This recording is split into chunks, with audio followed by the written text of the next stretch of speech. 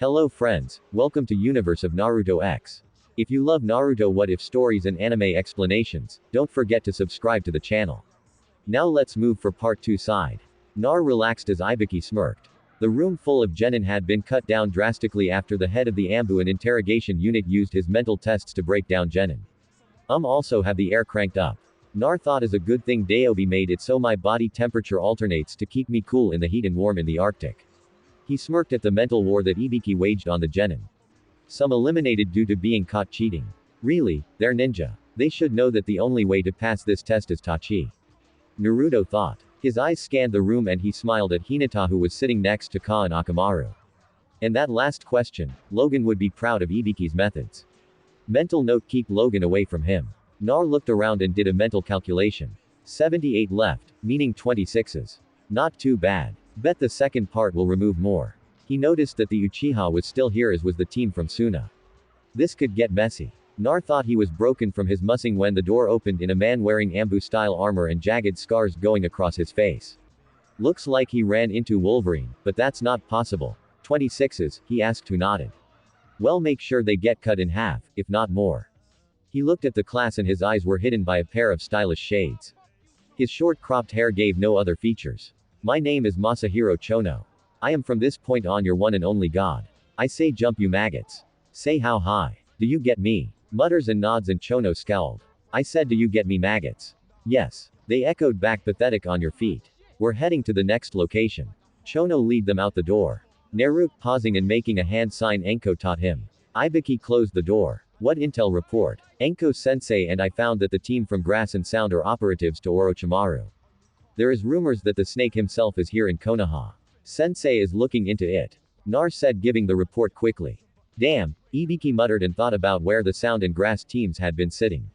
I'll let Chono and the others know. You better get going. They're heading to training ground 44. Nar nodded and Bam ported away.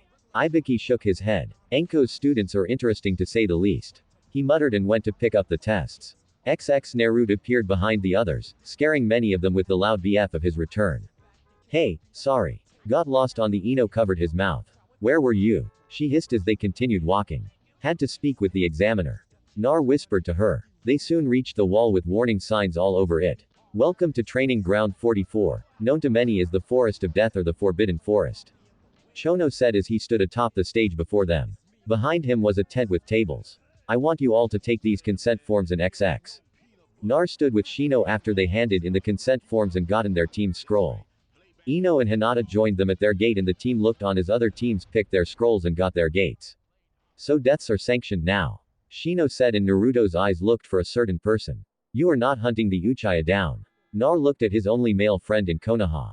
I'm not. No, he will seek you out. His ego demands it. Shino said we will get the proper scroll and make our way to the tower as quickly as possible. Procrastination could cost us all. Nar nodded with the logical Arame air. Fine, I won't seek him, but he comes at me. Deal with him quickly and leave him for the bugs to feed on. Shino said, I thought you liked bugs. Feeding them the Uchiha might sour their stomachs. What are you two talking about? And as Shino laughing, Ino asked, seeing the usually stoic Aim chuckling. Found something about the Uchiha funny is all. Nar said his hair, Ino asked. It does look like a duck's back end.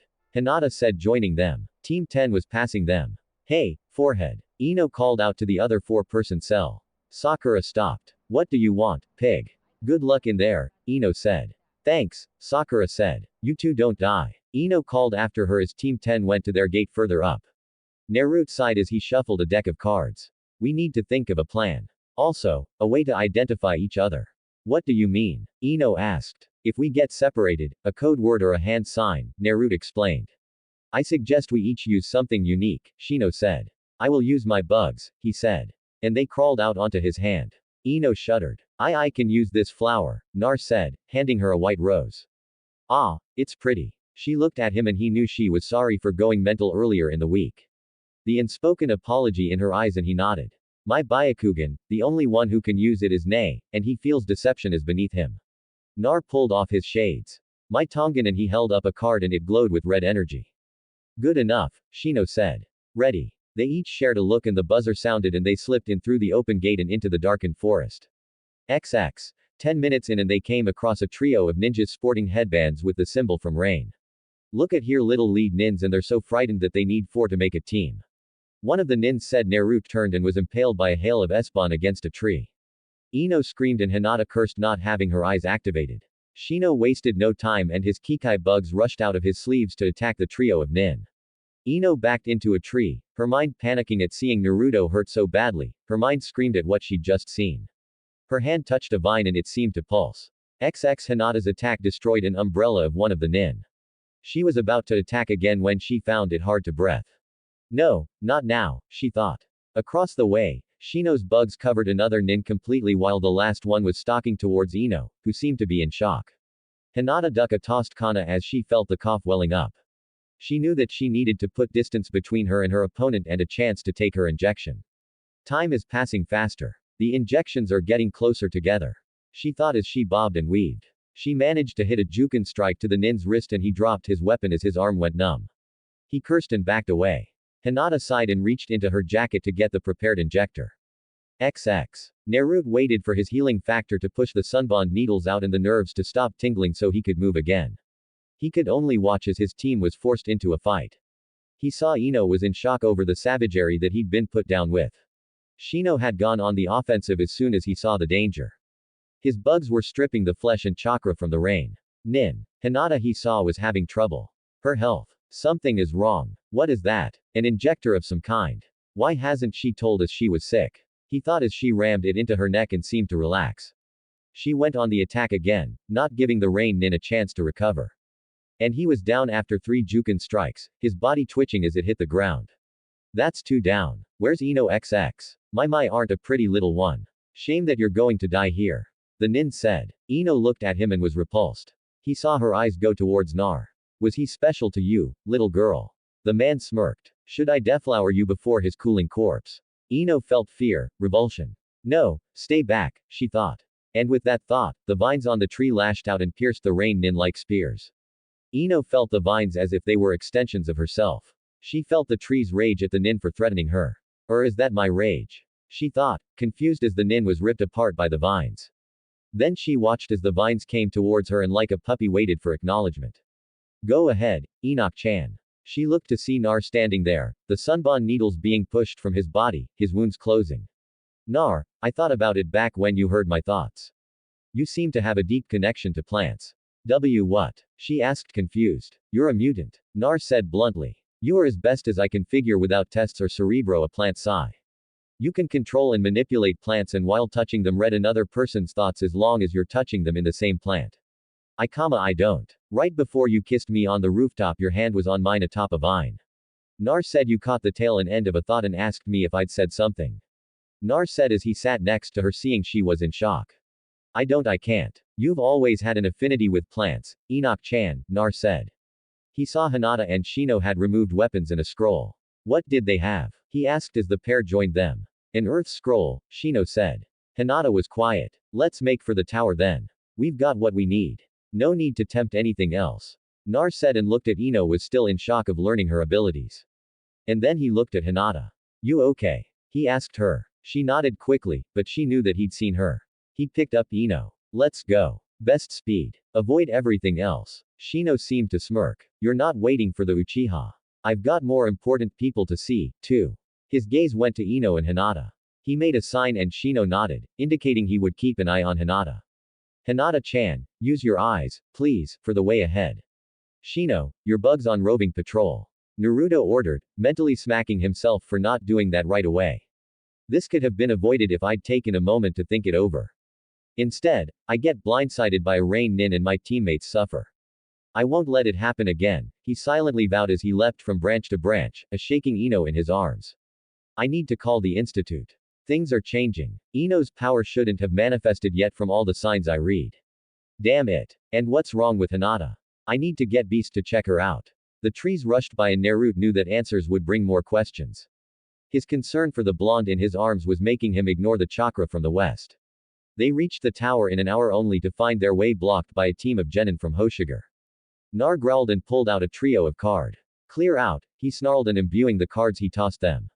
The poor fools didn't stand a chance as they were struck and the kinetic charge left gaping holes in their chests. Nar and the others didn't slow down as they leapt over them and made their way to the tower's entrance. Hinata pushed the door open while Shino and his bugs kept watch. Once inside, they saw the wall. Ah crap. A word puzzle. I hate word puzzles. Nar muttered, remembering how many word games both the professor and Jean used to give him to help sharpen his mind. The scrolls. Shino said, open them. They must have the answers. Are you sure? Shinken. Hinata asked. He nodded and both he and Hinata opened them. They began to smoke. Toss 'em, Nar ordered. Still holding Ino they did and not a moment too soon. When the smoke cleared, Kurana was standing there. Congratulations on. What's wrong with Ino? She asked, seeing the trembling girl. We need to talk, sensei. Nar said, the voice she loved and was dreading to hear since the incident in the forest. She turned away from the window she'd been looking out of. Nark-kun, she said softly. He walked up and stood next to her. You okay? He asked. How is Enoch-chan? She asked instead of answering. She's calmed down and is sleeping. He answered, knowing what she was doing, but he wasn't ready to push for answers yet. Her first time using her powers actively instead of passively shocked her a bit. What was it she did? Hinata asked. Ino's a sai, a plant sai, meaning she can communicate using plants and she can control and manipulate plants. She might be able to do more, but I'm not certain on the specifics. I'll have to call back home and ask, he said, his hands in his pockets to keep from fidgeting or shuffling cards. We were lucky. We got in ahead of the Suna team by half an hour. He said, looking for something to say. Both were awkward, neither certain of what to say now. Hinata, Nar, they said at the same time. They laughed. What's wrong with you, Hinata-chan? Nar asked. She looked away. Please give me time, she said. Her voice low. He was glad there was no stutter in her voice. Just give me until after the exams. I'll tell you everything then. Hinata-chan, please Nar, I swear on my heart. I will tell you after the exam, she said and looked at him with wide eyes. Her hand trembled as she reached out like she'd done so many times before and cupped his cheek. Okay, but if you're sick, I'm not, she assured him. Nar pulled her into a one-armed hug, her back against his chest as they looked out the window. We've got a couple of days until the second exam ends. Want to explore the tower? XX Shino knelt atop the tower. His Kikai bugs buzzing around him. He never told Naro and the others, but his family's bond with insects wasn't like his. I am a mutant, he thought. Unlike his family who just dealt with the bugs their clan had bonded with, Shino could communicate and control nearly any insect. He used his Kikai bugs, but they too had mutated with bonding with him. I should tell the others. Naruto and Ino wouldn't judge me, and I doubt Hinata would either. Shino sighed as he listened to the information his bugs brought him about the other teams still in the forest. He'd tagged them all during the first exam. I should have told the others that as well. If I had, we wouldn't have run into the rain nin like we did, and Ino wouldn't have had a breakdown. He thought about Hinata and knew she was also hiding something. What should I do, my friends? The hive inside of him linked together and gave him their opinion. XX Ino awoke on the fourth day. She looked around and groaned as she saw the light pouring into the window. Hey Heim. She looked to the other side and saw Naro sitting in the chair. He barely moved and she lunged and hugged him tightly. I'm here, Enaheim. It's okay, he said. I'm sorry, she said, her voice shaking. For what? Nar asked, pulling back and looking into her eyes. Being a spaz, Ino said. Bah, no worse than the rest of us, he said and he stroked his fingers through her hair. Ino looked around the bed and noticed flowers and vines. What the? Believe it or not, when the nurse brought in flowers, they bloomed and became healthier. The vines came out of the walls. Nar said they like you, he said. Ino reached out and touched the vines and she had a feeling that they were happy. They are healthy, she said. And Nar smiled. Try something for me, he asked. What do you trust me? He asked. Of course, with my heart, body, and soul, Ino said without question. Take hold of the vine. Ino looked at him and did so. Now take my hand again. A look. But she did. Now concentrate, he said. What am I? Hello, beautiful. What? Ino said and looked at Naruto in shock. She'd been watching him, but his mouth hadn't moved. Hey, think of it as a progression of mental powers. You family specializes in mind walking. This is just a new way. Naruto looked at her and grinned. Go ahead, try and talk. Like this. Ino's mental voice inquired. Way to go, Heim. I can get you proper training, but we'll need to go to the world above. The professor can help you learn about your ability and how to use it, Naruto's mental voice said in a soothing tone. Ino let go of the vine, and she felt a slight tingle afterwards. Is that all I can do? She asked mind talk while holding a vine. Nar shook his head. Remember the forest. You controlled the plants into attacking. Ino's mind went back to the forest and Nar saw her flinch. It's okay, love, he said, pulling her into a hug again. You'll learn to control it. I'll be there. Ino was quiet for a while. Can you help me develop something? I have an idea, she said. Nar nodded. XX. It was sunset on the fifth day when Sasuke Uchiha's team was the last to arrive inside the time limit. They look like shit, Naruto muttered seeing the three-man team looking ragged as they joined the other teams in the chamber. Masahiro Chono stood before them. Arrayed behind him was the Junin sensei and the Hokage.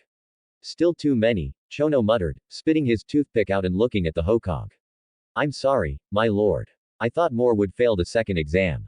The Hokage chuckled. It's okay, Chono. This year's genin seemed to be an extraordinary bunch. He pulled out his pipe. It looks like we'll need to have a preliminary before we can let them go. Chono nodded and looked at Gecko Hayate, who stepped forward.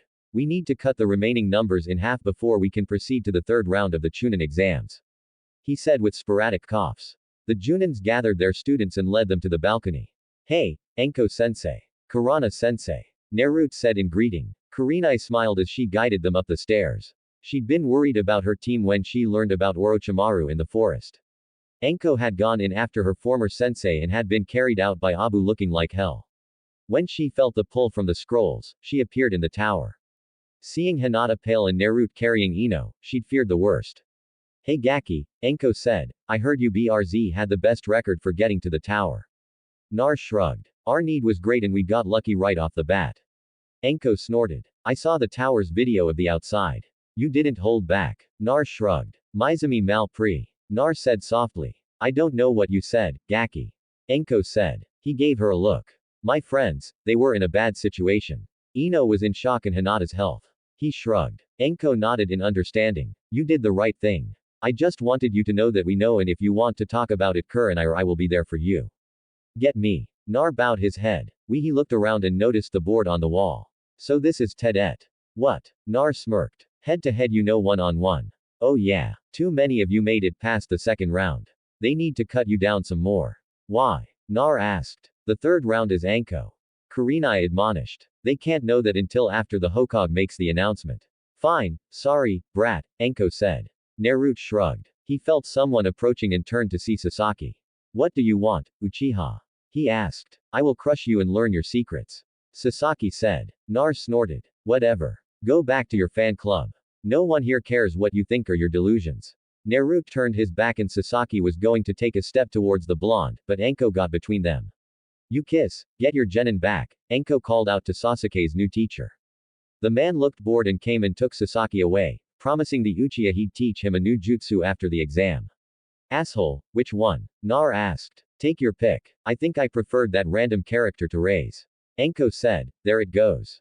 Kurenai said they had been surprised no one gave up when Hayate asked. Naruto thought for certain someone would have, especially the Uchiha's team, as they all looked like hell coming into the chamber. The board lit up and names flashed across. It stopped on two names.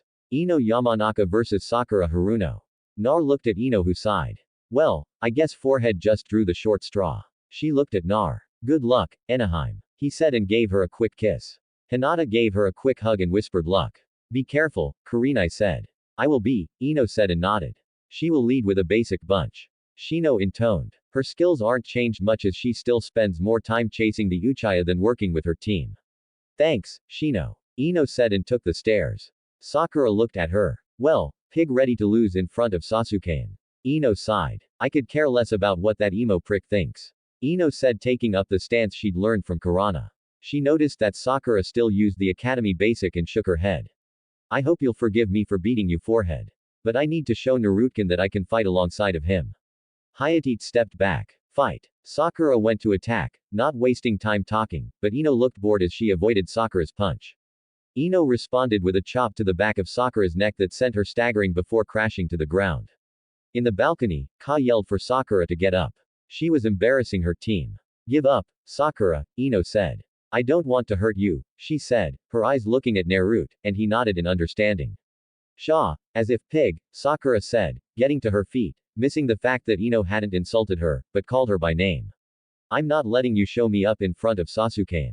Then what happens will not be my fault as I have given you a chance to walk away. I don't give a fig about the Uchiha. You want him, he's all yours. I've got someone who loves me and respects me. Ino said, adjusting the band around her wrist. Ino and Naruto knew that it was vines from the outside the tower. They'd picked them yesterday and Ino was about to show everyone what she could do. Sakura sent a trio of kunai at Ino as she charged, forming the hand seals and created 4 buncheons that mirrored her. Ino avoided the kunai and threw her hand out. Sakura skidded to a stop, unsure what Ino threw. She looked and was confused. What the hell are those, pig? Ino smiled. They were seeds she'd hidden in her hand after checking the vine bracelet. Seeds. Or is it too hard to recognize them for what they are? She asked. Sakura, not sure, but ignorant, knowing Ino couldn't have a powerful jutsu in the short amount of time, as she herself didn't have one, charged. As Sakura was in the middle of the scattered seeds, Ino called on her newly awakened mutant power, and the seeds exploded in rapid growth, and vines wrapped themselves around Sakura's legs, tripping her and dispersing the buncheon. Hey, Sakura wed as the vines bound her. You can't do that, the pink-haired girl screamed. The older ninja thought one word. Mokuden. In the balcony, a pair of eyes narrowed at this new development. Ino sighed. Give up, Sakura. I don't want to hurt you. Sakura struggled, but the more she did, the tighter the vines squeezed. Ow. Stop it, she wed. You're the one struggling. Sakura. Ino said. She didn't want to do this, but it was the only way without hurting her childhood friend. Ah, Sakura screamed and passed out from the lack of oxygen. Hayate shook himself. Winner Ino Yamanaka. Ino nodded and motioned her hand, and the vines released and slithered away from Sakura like a snake and wrapped themselves around Ino's waist. She patted them as she slowly climbed the stairs to her team's cheering. Ino. She looked at Asuma, the Junin sensei of Sakura's team. She's just unconscious. Ino said. He nodded his thanks. Ino was nearly back to her team where Naruto was grinning like Alun when she found her path blocked by a certain black-haired genin. Where did you get that power? Was born with it. Ino said, and several Jun's eyes widened hearing this. I must have it, Sasaki said. What you need is to step off before I kick you. Ino said. Kami, what does it take to get it into his head? Tell me how. Sasaki demanded. Get away from her, before I kick you and give you another spanking. Sasaki turned to see Nar standing with Shino. Stay out of this. I have the right to. Nar shoved by him and led Ino back to her teammates. Sasaki was about to grab Naruto when he found his wrist in a very tight grip of Anko. Learn your lesson before it kills you. No means no, and you aren't special. She looked at the man who was in charge of Sasake's team. Control your student. Naruto kissed her forehead as she snuggled against him. It felt wonderful. I can feel it now. It's purring like a kitten. Ino said. I promise. Anakin. This is just the beginning into a whole new world. He said. Their attention went to the board and saw the names. Nar raised an eyebrow. Sai Konoha versus Garuna. Now we'll see. Nar muttered as he watched Sasake's teammate head down the stairs. Nar looked to where the one Anko had warned him about while they were on their mission. So dad be Sonager's gentry. Looks like he be needing some Z's. Nar thought as Garushined to the arena with his sand. Not good. Nar looked to see Anko next to him. What's that, sensei? He asked, pitching his voice low. He's not sane. Look into his eyes. The reports are accurate. Anko answered. Ino between the pair shivered as the redhead looked around. Is he like you? She asked. Sort of share. Nar said, his arm not occupied, had pulled out several cards holding them loosely between his fingers. Sensei, he inquired. Not yet. Anko answered. Nar nodded. What? Ino asked. Lost. Later. Too many years. Nar said below. Hayate started the match and they watched as Sai leapt back and had a sketch pad and ink brush. He's painting a portrait. Ino asked. A pictomancer. Anko said Donzo's been hiding some secrets. Nar felt something and turned to see Hinata take his other arm loosely. Her gaze was on the match below. Why isn't he attacking? Nar knew it was something he'd seen on Janosha. He wants to be tested. He be playing with him. Ino looked at Nar as his accent was getting thicker. She saw his Atongan eyes were taking it all in as below Sai's ink tiger attacked only to barely avoid a hand of sand. He's not using any hand signs. Hinata remarked, her Bakugan eyes on the redhead. He doesn't need to. Nar said he controls sand like we breath. They watched as Sai drew several more creatures and they flew off the page. One resembled a giant raven. Another was a second ink tiger, but to Gar they were a minor annoyance, and Sai never saw the thin trail of sand that had slithered across the ground until it was too late, and he was enveloped in a cocoon of sand. His creations impaled by sand spears, and before the proctor could stop it, Garo with a crazed look intoned sand burial. In a creepy cold voice, Sai's blood oozed to the floor, and several of the genin looked sick. And he barely tried, Nar said as Hayate declared, Gar the winner. Where's his body? He heard Sakura ask. It was Enko who answered. He pulverized it with his sand. Nothing left but a smear in the dropped sketch pad below. Hayate picked up said instrument and put it to the side of the stairs. Gar had returned to his position across the way. The Konohan were now nervously watching him. XX. The matches continued with Shino beating Odo Nin Zaku blowing up the Nin's arms by blocking the air tubes in his arms that created his sound attacks. Shikimaru beat Kin of the Odo Nin by lulling her into a false sense of security and using his shadow possession jutsu to ram her into a wall, knocking her out. Kabuto beat Ka with a few well-placed chakra scalpels, temporarily incapacitating the Inuzuka by locking up his muscles in his spine. Shoji put up a hell of a fight against the last of the Odo Nin. But in the end, Dosu, the team's leader, came out on top by trapping Choi against the wall and using a claw hold assaulted Choji with sound waves, literally ringing the Akamaiki's bell and knocking him out. Nar shook his head as Tamari of Sunyuna abused Ten, blocking everything the weapon's user threw at her with her fan in a few wind attacks. Nar watched as the bun-haired girl was saved from spinal injury at the end after Tamari won when her teammate Rockley saved her. That is just Ino said, indicating her thoughts about the boy's bowl-cut hair and very bushy eyebrows. Not too many of us left. Non-Naruto said looking around. Kurenai nodded. You rock. Sasaki Uchiha Akado Yoroi the last sand Nin Hata her cousin Neji and Akado's partner. Naruto's eyes landed on the grass. Nin, what happened to their third teammate? He asked. Died after they reached the tower, was heavily poisoned in the forest. They didn't get the antivenom to him in time. Kurenai said. Enko snorted. They knew her thoughts about what had happened to the last grass Nin. The board finally cycled and the two names came up. Sasaki Uchiha Konoha versus Naobusa. The pale grass Nin walked down while Sasaki was being pumped up by his sensei. This is going to be pathetic, Naruto muttered as the A of Konoha strutted to the arena below. Would be funny if he lost, Shino said from nearby, his sunglass-covered eyes never leaving the arena and the steady hum of his hive actually soothing to his teammates. They watched as the match began and Sasaki went on the attack, performing a leaping, spinning roundhouse kick at the very same time that Naoba performed a flipping axe kick.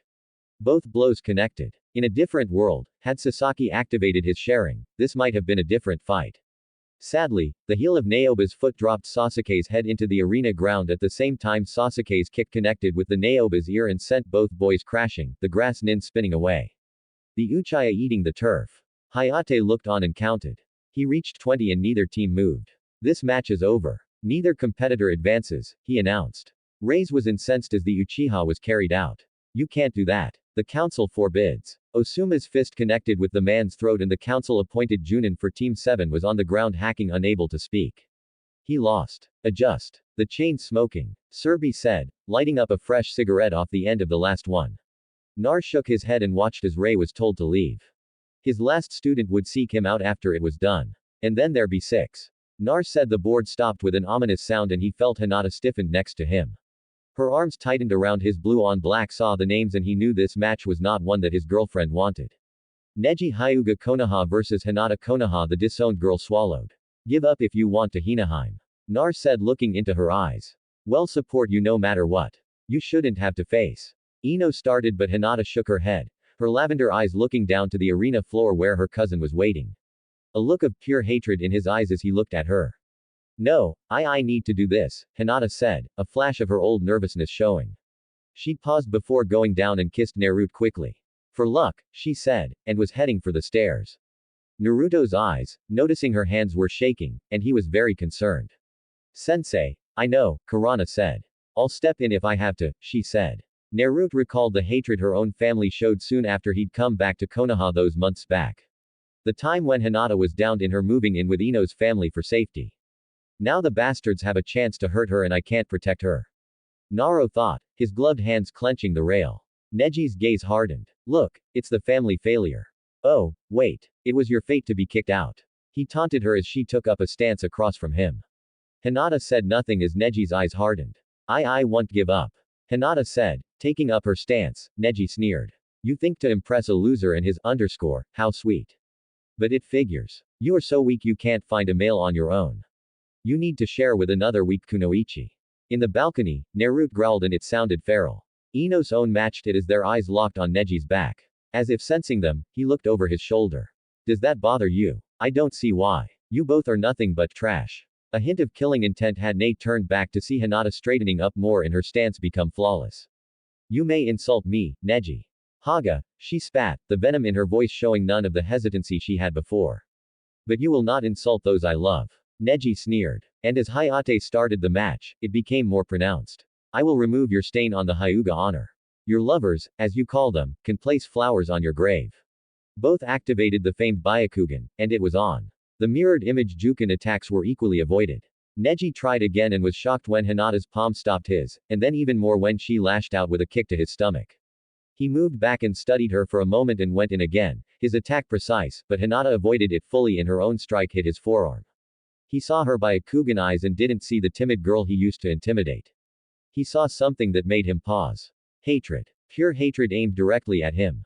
Hinata's attacks came faster and Neji didn't have time to think as she actually pushed him back and was making him avoid her in ways that she should have been avoiding him.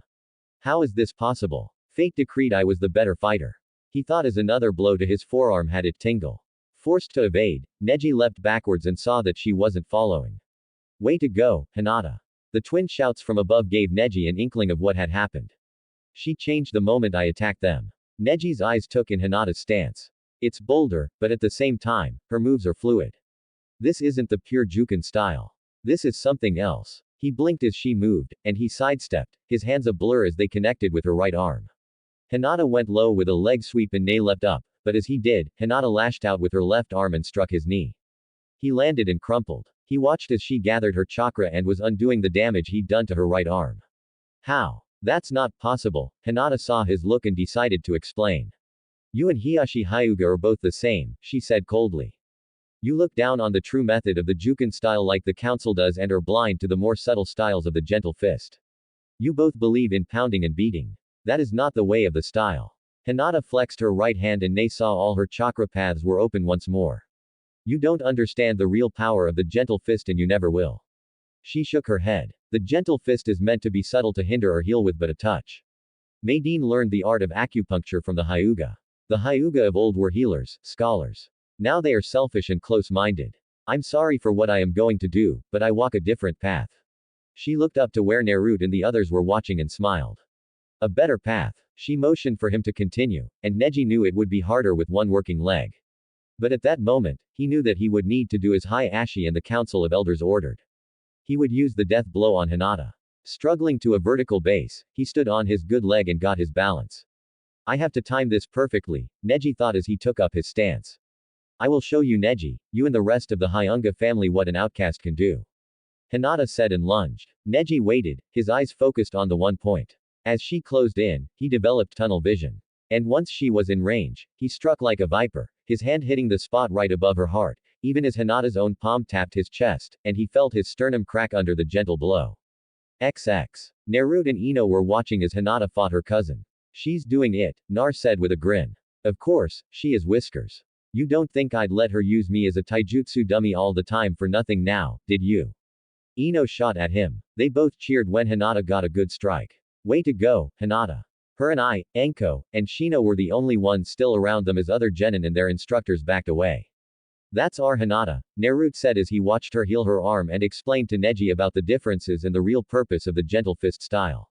He smiled as Hinata led Neji get to his feet and attacked. He couldn't see it from where he was, but the moment they both connected, Naruto knew something had gone very wrong. Even as Neji collapsed, holding his chest, he watched Hinata slump backwards. Hinata. Ino screamed, XX. Hinata hit the ground. She realized at the moment Neji struck her what he had done. Her Byakugan deactivated and she found her eyes searching out Nar. She saw his worried face and she coughed. Hard wet coughs. Naruto_. She thought as she felt her body becoming lighter. Did I impress you? Am I strong enough to be your wife? Hinata felt something changing. I guess Nae's strike destroyed the block. She thought she didn't hate her cousin. She pied him. She was mad at him for his words, but she could never hate him as she hated the man that was her father. She looked at her hand that covered her mouth and saw it was a mixture of blood and ash. Mother was right. She thought as she rolled over and pushed herself to her knees. She saw the proctor as well as Neji's shocked eyes. Nae were wide and she knew that he thought he'd connected with the death strike. You did, but it didn't kill me, Neji. It set me free. Hinata thought as she stood. Everyone in the arena was in shock as smoke began to rise from Hinata. She gave another hacking cough and spit. What was blood when it hit the ground turned into a small fire on the arena floor. Hinata's skin became redder and her Bakugan blazed to life as fire formed in her hair and surrounded her. Hinata Ino's second scream had her look up to the balcony. She met Naruto's blue-on-black eyes and saw he understood now. He nodded even as he held Ino from rushing down there. She's okay, he heard him say. She's really okay. Hinata smiled and looked at Neji who struggled to his feet. You tried to kill me, she said. Her voice harsher as the smoke and ash was changing her body structure. What are you? Neji said, hopping back on one foot. His breathing was difficult since the blow Hinata delivered. And now she was before him once more, and she seemed to be made of fire. I am fire and ash. I am living lava. The block my mother put on me as a child is freed thanks to your death strike. Hinata said as she took a step towards him. She was leaving flaming footprints on the floor and she saw the proctor was looking at her in fear. Did you really hate me that much, Nay? She asked. She saw his eyes and knew the answer. I see, she said sadly. Before anyone could say anything, she screamed out and the fires that were a part of her body now increased in intensity. The arena floor shook a bit and everyone watched as hot magma rose up. The proctor leapt away, but Neji didn't get a chance as a clump of lava rose into the air, slammed into him like a missile. It sent him flying across the arena where he hit the wall unconscious and burning. The proctor seeing this called the match winner. Hinata. The Jonin and Neji's teacher guy were there with water jutsu putting the fire out and calling for the medics. Neji's chest was covered with third-degree burns and his breathing was labored. Hinata stood there shocked at what she'd just done. So shocked she revered to normal. I didn't mean I didn't want. Nar was there and held her as she broke down in tears. He tried to soothe her telling her it was all right.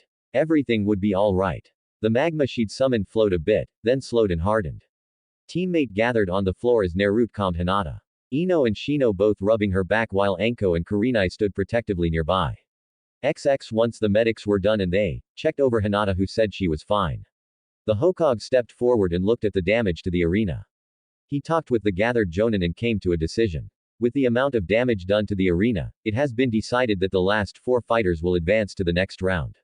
Naruto was disappointed that he didn't get to fight, but hearing some of the structure around them groan, he had to agree with the Hokage, and if he were to cut loose, it wouldn't be standing. Ibiki was standing there with a jar. Take one, he said. Naruto reached in and pulled out a ball with a 10 on it. When I point at you, tell me what number you have, Ibiki instructed as he stepped back next to the Hokage with a clipboard. 1. Gar in 3. From Shino. His hive was buzzing loudly, giving him their opinion and information. Kabuto adjusted his glasses and held up the ball. 5 Yash, I have 7, Rock Lee said, disappointed he didn't get to fight, but he vowed to avenge his teammates' defeat in the next round. The bandage-wrapped Do held up a ball that had 9 on it and not saying a word. 10, Naruto said with a grin. Tamari was next. 8. I got a 6, I guess. Ino said, holding up the ball with the 6 on it. Shikamaru was next. What a drag. 4. Hinata was next as she held up the 2 marked ball. T2, she said a bit nervous. Akato, who had been lucky to avoid a fight, held up the 11 ball, and Conqueror smirked as he held up the 12. Thank you all, the Hokage said. The next round will be held in 1 month, Ibiki said and turned the clipboard around so they could see it. A tournament. Shikamaru muttered. So, does that mean only one person can become Chunin? No, this is to gauge your abilities. And the Hokage coughed, allow me to explain. Ibiki backed off and the Hokage gave a speech about the finals and what they could mean for potential clients. Nar ignored this as he looked at the brackets. Round 1, Match 1, Gar vs Hinata. Match 2, Shino Arame vs Shikamaru Nara. Match 3, Kabuto Yakushi vs Ino Yamanaka. Match 4, Rock Lee vs Tamari. Match 5, Dosu Kinuta vs Naruto Labao. Match 6, Akato Yoroi vs Konkero. Uneven brackets. Wonder how they'll fix this. Nar thought as the Hokage dismissed them. Teammate was nearing the exit when they found their way blocked by an IATE Hiyashi Hyuga. You little monster. He snarled at Hinata. I knew you should have been drowned at birth. That of a mother. Naruto had enough of the pompous that was Hiyashi Hyuga and stepped between the man and his outcast daughter. Back off right now. Are we be having a smackdown right here and now? Nar growled. His Aeon gun eyes flashed and unnoticed by all. A card had slid from his sleeve into his hand and was already glowing with a deadly charge. I didn't ask for your opinion, boy. Hai snarled. And I didn't give it. I told you to step off or we mix it up right here. The sound of the energy finally drew attention as Hiyashi looked down and saw the deadly weapon. I did this to Kakashi Haki accidentally. What do you think I will do to you intentionally if you say anything more to Hinata? Hayashi had read the report that had been provided to the council and he realized how dangerous the blonde was then. Now that his useless daughter was under his protection, Hayashi snarled and stormed away. Naruto was tense and stepped away from the comforting hands of Ino and Hinata and after several steps turned and threw the kinetically charged and cared and watched as the boulder it had exploded raining debris for several feet. Everyone scattered as Naruto clenched his fist, his eyes following Hayashi as the man left the area. Ino looked at Hinata and finally couldn't help it. So, you're a mutant, too. Hinata laughed for the first time in days. I've known about it since I was really little. Hinata began as they sat comfortably around Naruto's living room after the preliminaries. The four Genna along with their John and instructors were waiting to hear about Hinata's unveiling. When I was 5, my lungs were turning to ash. My power began to consume me. She said, and both Naruto and Ino took a hand, giving her reassurance through gentle squeeze. My mother, desperate to save me, found a doctor. He was called a strange foreigner. But he checked me over and after a little bit of time presented me with an injector and every 6 months a package would appear with medicine to keep my lungs from dissolving. She sighed. I see now it was either his mistake or a lie. Wait, did you say? Nar asked a sinking feeling in his stomach. Why yes, Hinata was confused. Nar rose. Wait here, he said and standing rushed upstairs to his room. He grabbed the mobile hologram projector Forge had made. He grabbed his laptop from his nightstand as well and prayed he was wrong. Coming down, he set the laptop down and after logging and he connected the projector. What are you doing? Enko asked. She herself liked computers, but she'd never seen anything like what Naruto had. An image fluttered into being. Was this the doctor? Nar asked. There was a man, white skin, black hair, and beard with blood-red eyes, pointy sharp teeth, and a red diamond mark on his head. He was wearing blue armor with a cape. And no, that isn't him, Hinata said. Naruto sighed in relief, then remembered something that Cyclops had said to him long ago. He tapped a few more keys on the keyboard. The image altered slightly, showing a man with similar looks, pale skin, and normal-look eyes and teeth wearing a suit. How about now? Hinata looked at it and nodded. Mark Naruto swore and paced. That's a Nova. Narutkin. Hinata asked. He stopped pacing and looked at both Ino and Hinata who looked at him concerned. Shino was even leaning forward. The man you know is in fact a very dangerous mutant known as Mr. Sinister. He looked at the image and shuddered as he remembered how many times that man had made not only Scott and Jean's life a living hell, but the crap he put his adoptive brother through. He's nearly immortal as we can tell. Nar wasn't sure what to say. Did he take any blood and tissue samples from Yuanata-chan? The pale-eyed girl nodded. He said he needed them to make my medicine in the hopes of finding a cure for me. Nar sighed. He wasn't looking for a cure. Until Beast gets here, I ask you not to use that injector. I don't think I will. Since I transformed, I feel different. Hinata said, holding a hand to her chest. I don't feel like my insides are ripping apart. Nar nodded. If you see him again or get a package, please let me know. Sinister is a scientist who believes he can create a super mutant. He's come across my family numerous times and it's never a good thing. So, we kick his Ino said. Nar shook his head. It's not that easy, Anaheim. Sinister is powerful. He's taken on 9 or 10 opponents at once and is left standing. And he has several powerful bands of mutants around him as well. Not to mention his alliance with Apocalypse, which might include the Dark Riders and some incarnation of the Horsemen. Nar thought to himself, remembering how bad things get when the ancient mutant is involved. For now, we keep our eyes open and train for the finals. Nar said, yeah, congratulations about that. Enko said, our whole team made it in. We need to come up with plans for your matches. Kurenai said, Hinata's got the toughest fight in the first round. I'll help her with that. Nar said, but what about your own training? Kurenai asked. I'm used to my skills and I'm already prepared. Hinata needs someone to learn her powers with as does Ino. I can help Ino, Shino said. My family's bloodline mutated in me alone, and I can use my various insects to help her learn about communicating more with her plants, and I can speak with my dad about getting different seeds to use. Ino said. Then we'll meet together every other day and do team drills and spars. Kurenai said after talking with Anko, one of us will be with each pair up with you. That way you have a sensei present should there be complications. Nar thought about it. Can you get us a training ground with water and sand? He asked Kurana. I'll check with the Hokage. She said he looked at the image of Sinister. I need to contact my family.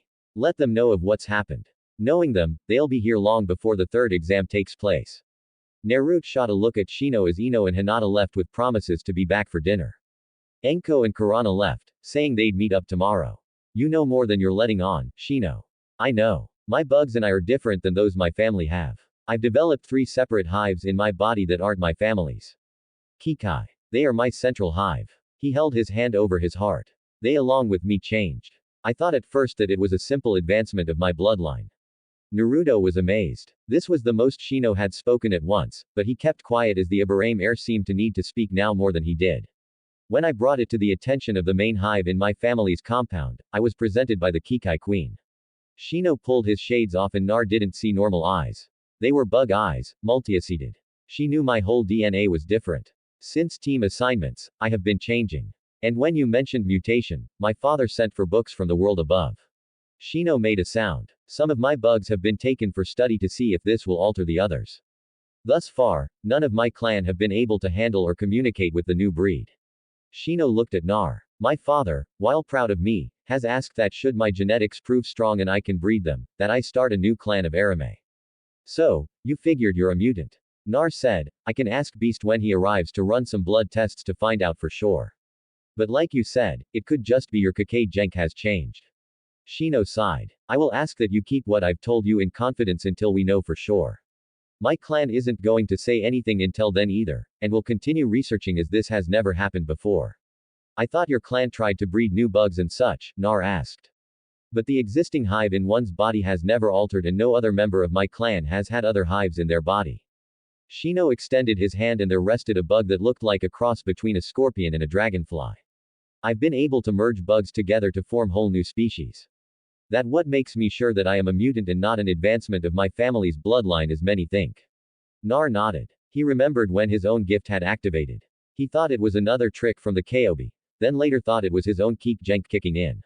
It hadn't been until Beast had run several tests. I'll tell Hank to bring extra gear. Nar said, pulling out his pocket watch and looked at it. I swear I've been here a couple months and mutants are popping up all over. Wonder how many there are.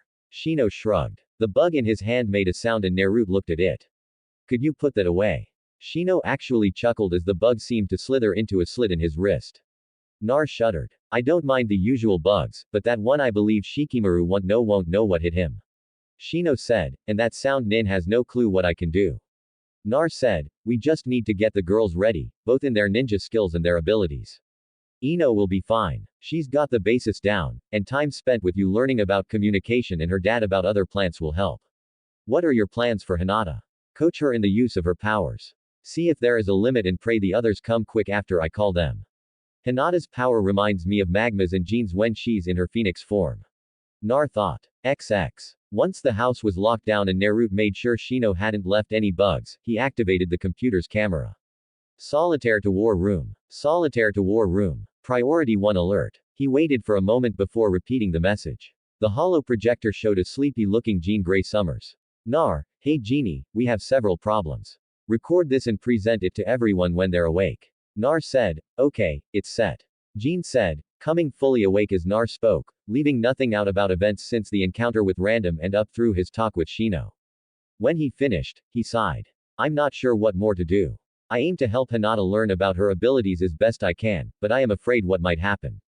You certain her abilities are similar to Magma's? Jean asked. She brought lava up through the floor. I think that's a good indication, but her fiery form reminded me of your phoenix form. Nar said, sit tight, Nar. I'll get the others and we'll call you. I have a feeling we'll be coming sooner than expected. I don't mind. I miss you all. And we miss you, little sunshine. Even Logan, despite him not admitting it, Jean said. Naro smiled at the nickname she'd given him when he was younger, as he'd always been bright in his hair color. Jean smiled. Both Laura and Sarah are looking forward to coming back. Something about putting 2 girls in their place. Nar groaned. Ino and Hinata. This is going to be messy. Not if Rogue is involved. She had them cleaning the Blackbird and hangar for a week after they got back and Kitty spilled the beans. Naruto sighed. I'll keep my communicator active. Now go back to bed before Psyche wakes up. We all know he's a stick in the mud without 8 hours. Hinata sighed as Naruto with Haku was working her hard. When Naruto had shown up at the flower shop before 6 am, she knew it was going to be long. They were currently working on her transforming to her fire state. Karana was off to the side watching.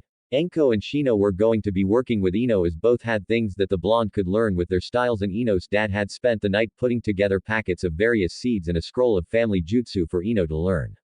Stop. Hinata sighed as she sunk to her knees. For hours, Haku and Nar had worked with her, but she thus far had not been able to repeat the form she had when she demolished Neji in the preliminaries. What am I doing wrong? She asked as Naruto knelt next to her. He looked at Haku. How are you? He asked the dark-haired girl. I am numb, she said, shaking her arm. She'd volunteered to be Hinata's opponent during the spar. It's not the fighting, he muttered. Then he snapped his fingers. Well, then it's the emotion you were feeling, he sighed. It would have to be emotions that activate your powers, he sighed. Well, break for an early lunch. I need to think about how we're going to go about this. The right emotion is needed, but we don't want to use the wrong one and have Konoha look like the after effect of Pompeii at the looks from Haku, Hinata, and Kurana. He shook a hand. World above accident, he sighed. Well, talk over lunch, Haku. I need to check on Zabuza. He tends to get lost without me watching. She said, and it was a proven fact. Without someone giving him directions, Zabuza gets lost 3 minutes out the door. Naruto didn't believe it until he found the former missing nin in the middle of Konoha Central Park near tears as he couldn't find his way back after getting turned around one too many times. You're both welcome to join us, he offered. Haku smiled and shook her head. Thanks, but I do have class at the hospital. I'm getting my certification as a medic nin and can't miss any of the lessons. Thanks for the help this morning, Naruto said. Yes, thank you, Haku.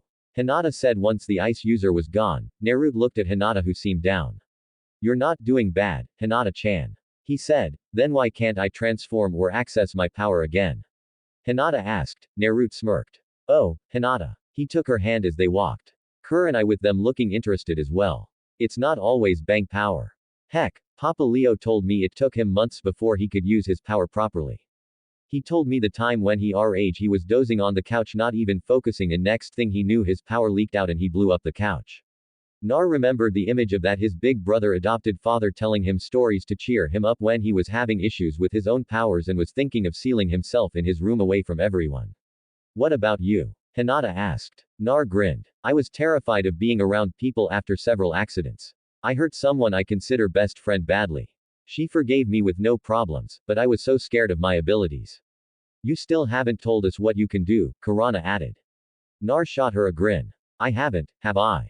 He asked with a fox-like grin. But it was bad enough with all the abilities the Kobe copied to me. For example, my BAM port he got me. I wasn't focused, and I was teleporting all over the place when I was upset. Kurt spent hours trying to calm me down. His power is focus, and I wasn't focusing. I just wanted to get away from everyone. Naruto shook his head. Then there was the whole copying of Papa's power. I blew up nearly 100 coffee mugs before I learned the mental switch for that. He patted Hinata's hand. So, don't worry if you don't get it right away. That's what training and experimenting is about. Truthfully, I'm hoping Jean and the others get here soon. Your fiery form reminded me of hers, while your powers reminded me of a former students of the institute. They walked the streets talking about random things. Naruto trying to keep Hinata's spirits high with anything from his attempts at learning to cook the first time to a night of truth or dare that ended with him streaking across the front yard of the institute. He smirked at the blush on Hinata's face when he said that. You've done a lot of things, it seems, Kurana said. Nar looked over his shoulder and smirked. Every day was an adventure of some kind. Being in Konoha has been like a vacation for the most part. At a raised eyebrow, he continued, I'm not being attacked by other mutants with a grudge against my family for one reason or another. Not being attacked by a group of racists thinking they need to purge mutants from the planet. I'm not getting into an adventure from a misfired experiment or an alien crashing into the mansion.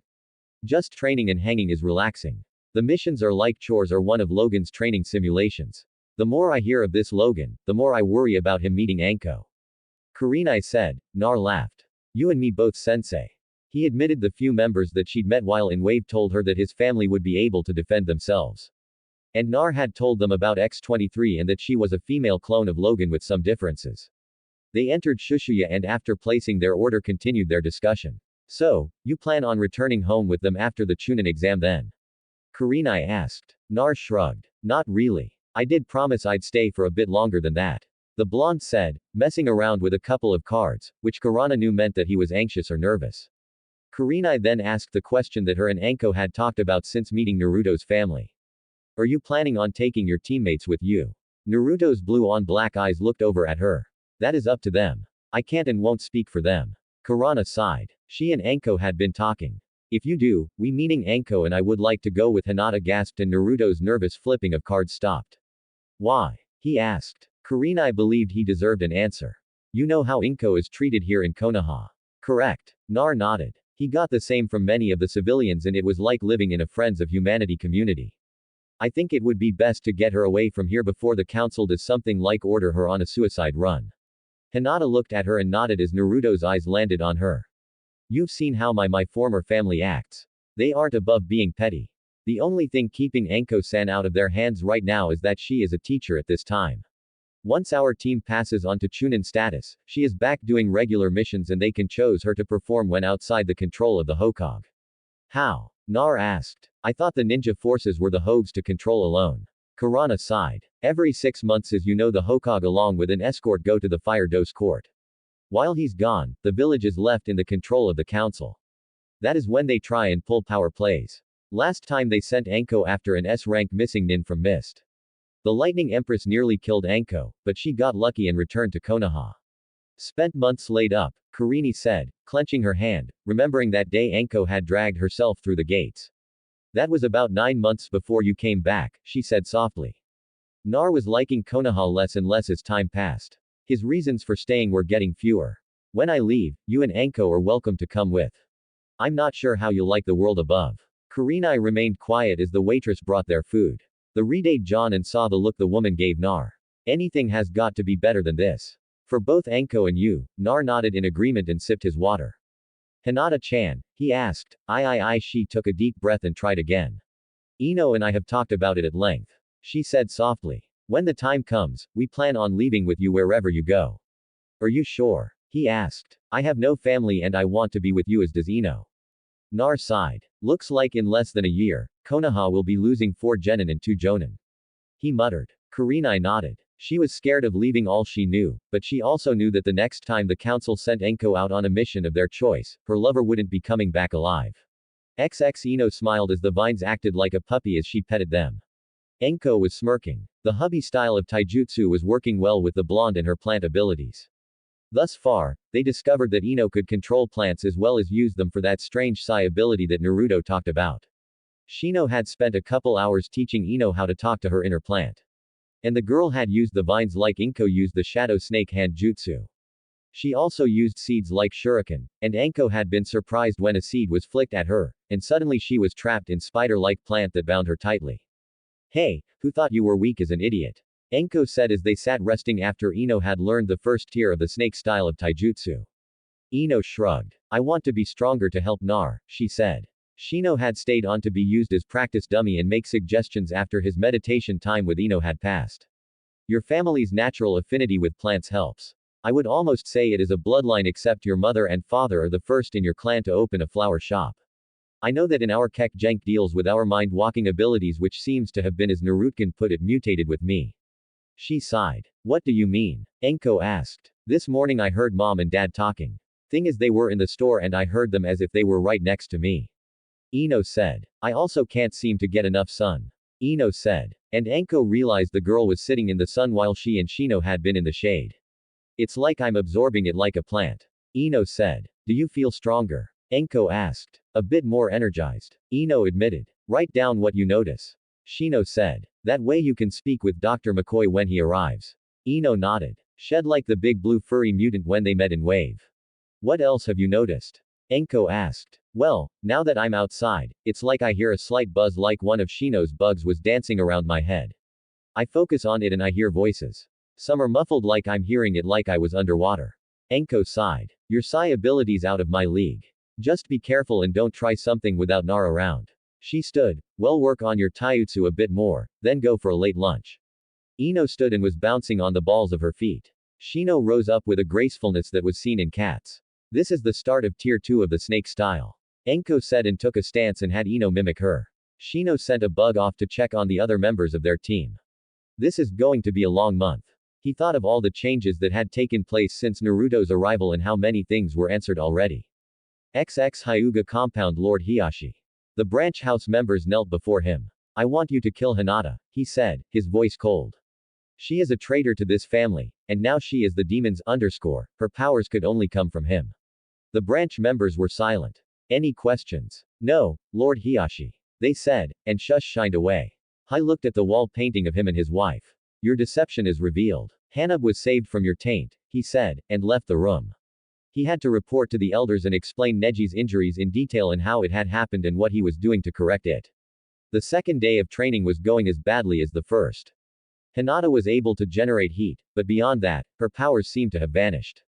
Nar dismissed Haku, apologized for the time spent. I'm not sure what to do, Hinata-chan. Your power is similar to two people I know, and I don't have a clue as what to do to get you back into the state you were before. We tried physically and Haku spent the last 4 hours insulting you every which way but Sunday. He pulled her into his lap.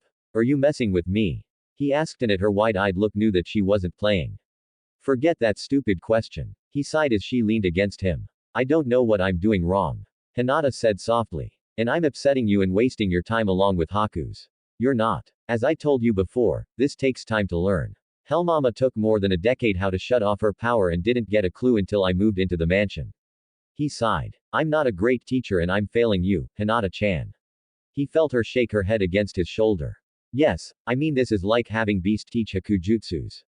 The pair sat in silence, Nar rubbing Hinata's back. Naruto caught movement and knowing no one was supposed to be here, he managed to be AMF port him and Hinata away and they reappeared on an upper branch of tree to witness 9 Hyuga branch members enter the clearing that was the training field.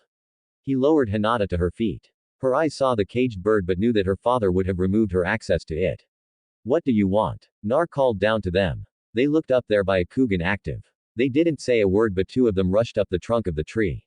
Looks like a fight. Nar muttered. Can you do this? He ate a chan. He asked. She nodded and Naruto leapt from the branch to the 7 on the ground.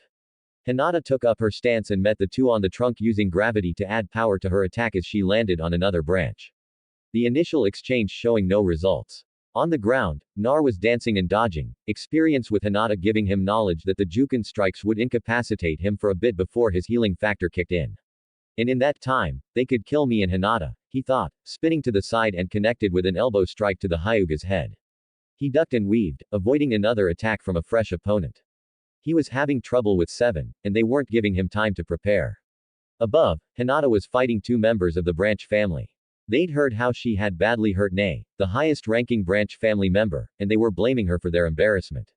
She ducked and struck an arm, but while one backed away and used pressure points to undo what she'd done, the other attacked.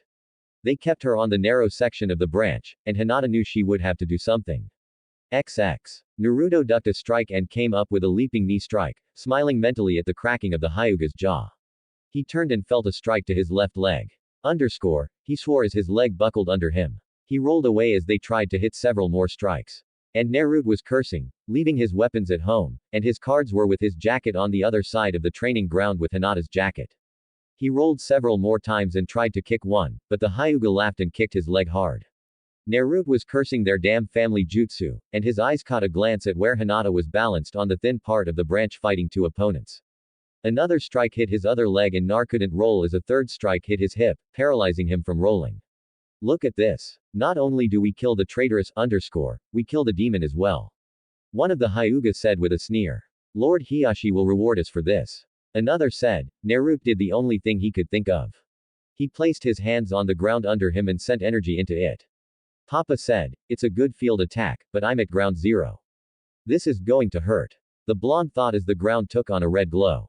The Hyuga smug in their success didn't realize it. Any last words, demon? One asked, standing over Nar, hand poised to strike. Just 1 mile Amy. Nar gave them a grin that would have made Gambit proud. And what's that demon? A Hyuga sneered. Boom. The ground exploded. XX. Hinata ducked and weaved. And when the explosion happened, she looked down to see where Naruto was covered in smoke and raining chunks of dirt and rock. The Hyuga she was facing lunged. Hinata had no choice. She stepped off the branch and her hand caught it. She swung up the other side and kicked the branch family member in the middle his back hard and it sent him flying off the tree. Hinata landed in a crouch and looked at the other member who glared at her with hate filled by Kugan eyes. You will die, demon, he snarled. Arrogant as my former father, Hinata said, and she leapt from the branch to a lower one. She tried summoning her power like she had when she faced Neji, yet she could only make the air around her hot. Her eyes scanned down, and she saw Naruto laying on his back several feet away. One of the Hyuga branch members was dead. Another was missing his legs. The remaining 5 were slowly getting to their feet, their heads ringing. Hinata spun away closer to the tree trunk as she'd seen the branch member from above dive down to attack. Their fight was a dance of juken strikes and blocks. The branch member seemed surprised at how strong Hinata was. You can't have gotten stronger. You were nothing more than a failure. The man said, that is the lie my father and the council have made themselves believe. I was never weak. I was hesitant to hurt my family and in the end I allowed you all to bully and walk all over me. Hinata said, but I have someone who loves me, and I will not go down without a fight for what I believe in. Love you and the demon. Hinata shook her head. Naruto never has been and never will be a demon. He held the Kobe, but it's dead now. Lies. I'll kill you, and your lies will die with you. The man spat and lunged again. Hinata was fighting to a stalemate, hoping that someone would have heard the explosion and come to check things out. The branch family member realized this and laughed. Shame that no one will come today. All patrols are handled by the Hyuga. Hinata snarled as she doubled her attack, not seeing her strikes were leaving burn marks where she touched. The branch family member flinched at this and fought to get some room where his longer reach would help. Sweat was forming as the air around the pair became hotter. Hinata's strikes were coming faster. You are in the range of my divination. Shianonde and the branch family member realized all the information they had on Hinata had been wrong. Sadly, the first strike had already landed and his world was getting very numb and filled with pain as his chakra and nerve points were literally being burned out. XX Nar groaned as his healing factor kicked in. Note to self, don't ever do that again. While laying on the ground, he thought as he rolled onto his side and pushed himself into a seated position for the Hyuga. Naruto's eyes snapped to where one of the Haya had regained his feet and was staggering towards him, his clothes showing the tale of being further away from the blast zone, but catching some of it. Nar got his knees under him, happy his leg was working again. Die, demon. The branch member had his palm raised to send a juken strike right at Naruto's head. Get away from my boy. A heavy southern accented Japanese female voice yelled and the branch member was lifted off the ground and carried high into the air by a blur of green, yellow, and brown. Mama Nar watched as his adoptive mother carried the branch family member into the sky and into the clouds. Heimin enfant. Naruto's head snapped around and he saw his father. Pick a card. Any card, Gambit said as he charged and threw the card at another member who was sneaking up on Nar. Nar grinned. Hey papa, Gambit smiled, his eyes looking up into the tree. Hinata, Naruto said, and pushed himself to his feet, his healing factor repaired the damage from the juken strike. His eyes took in one of his girlfriends, destroying the Hyuga branch family members with her burning touch. The man fell and impacted with the ground, breaking his neck. Hinata's eyes searched and found Nar. She smiled and he returned it. Snicked. Nar turned to see a branch member get impaled on 6 shiny metal claws.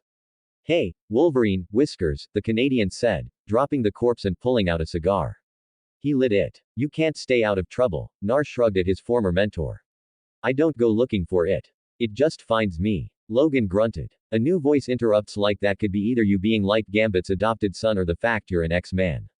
Naruto smiled as Kitty phased through another awake Hyuga, causing the man to think he saw a ghost and wet himself.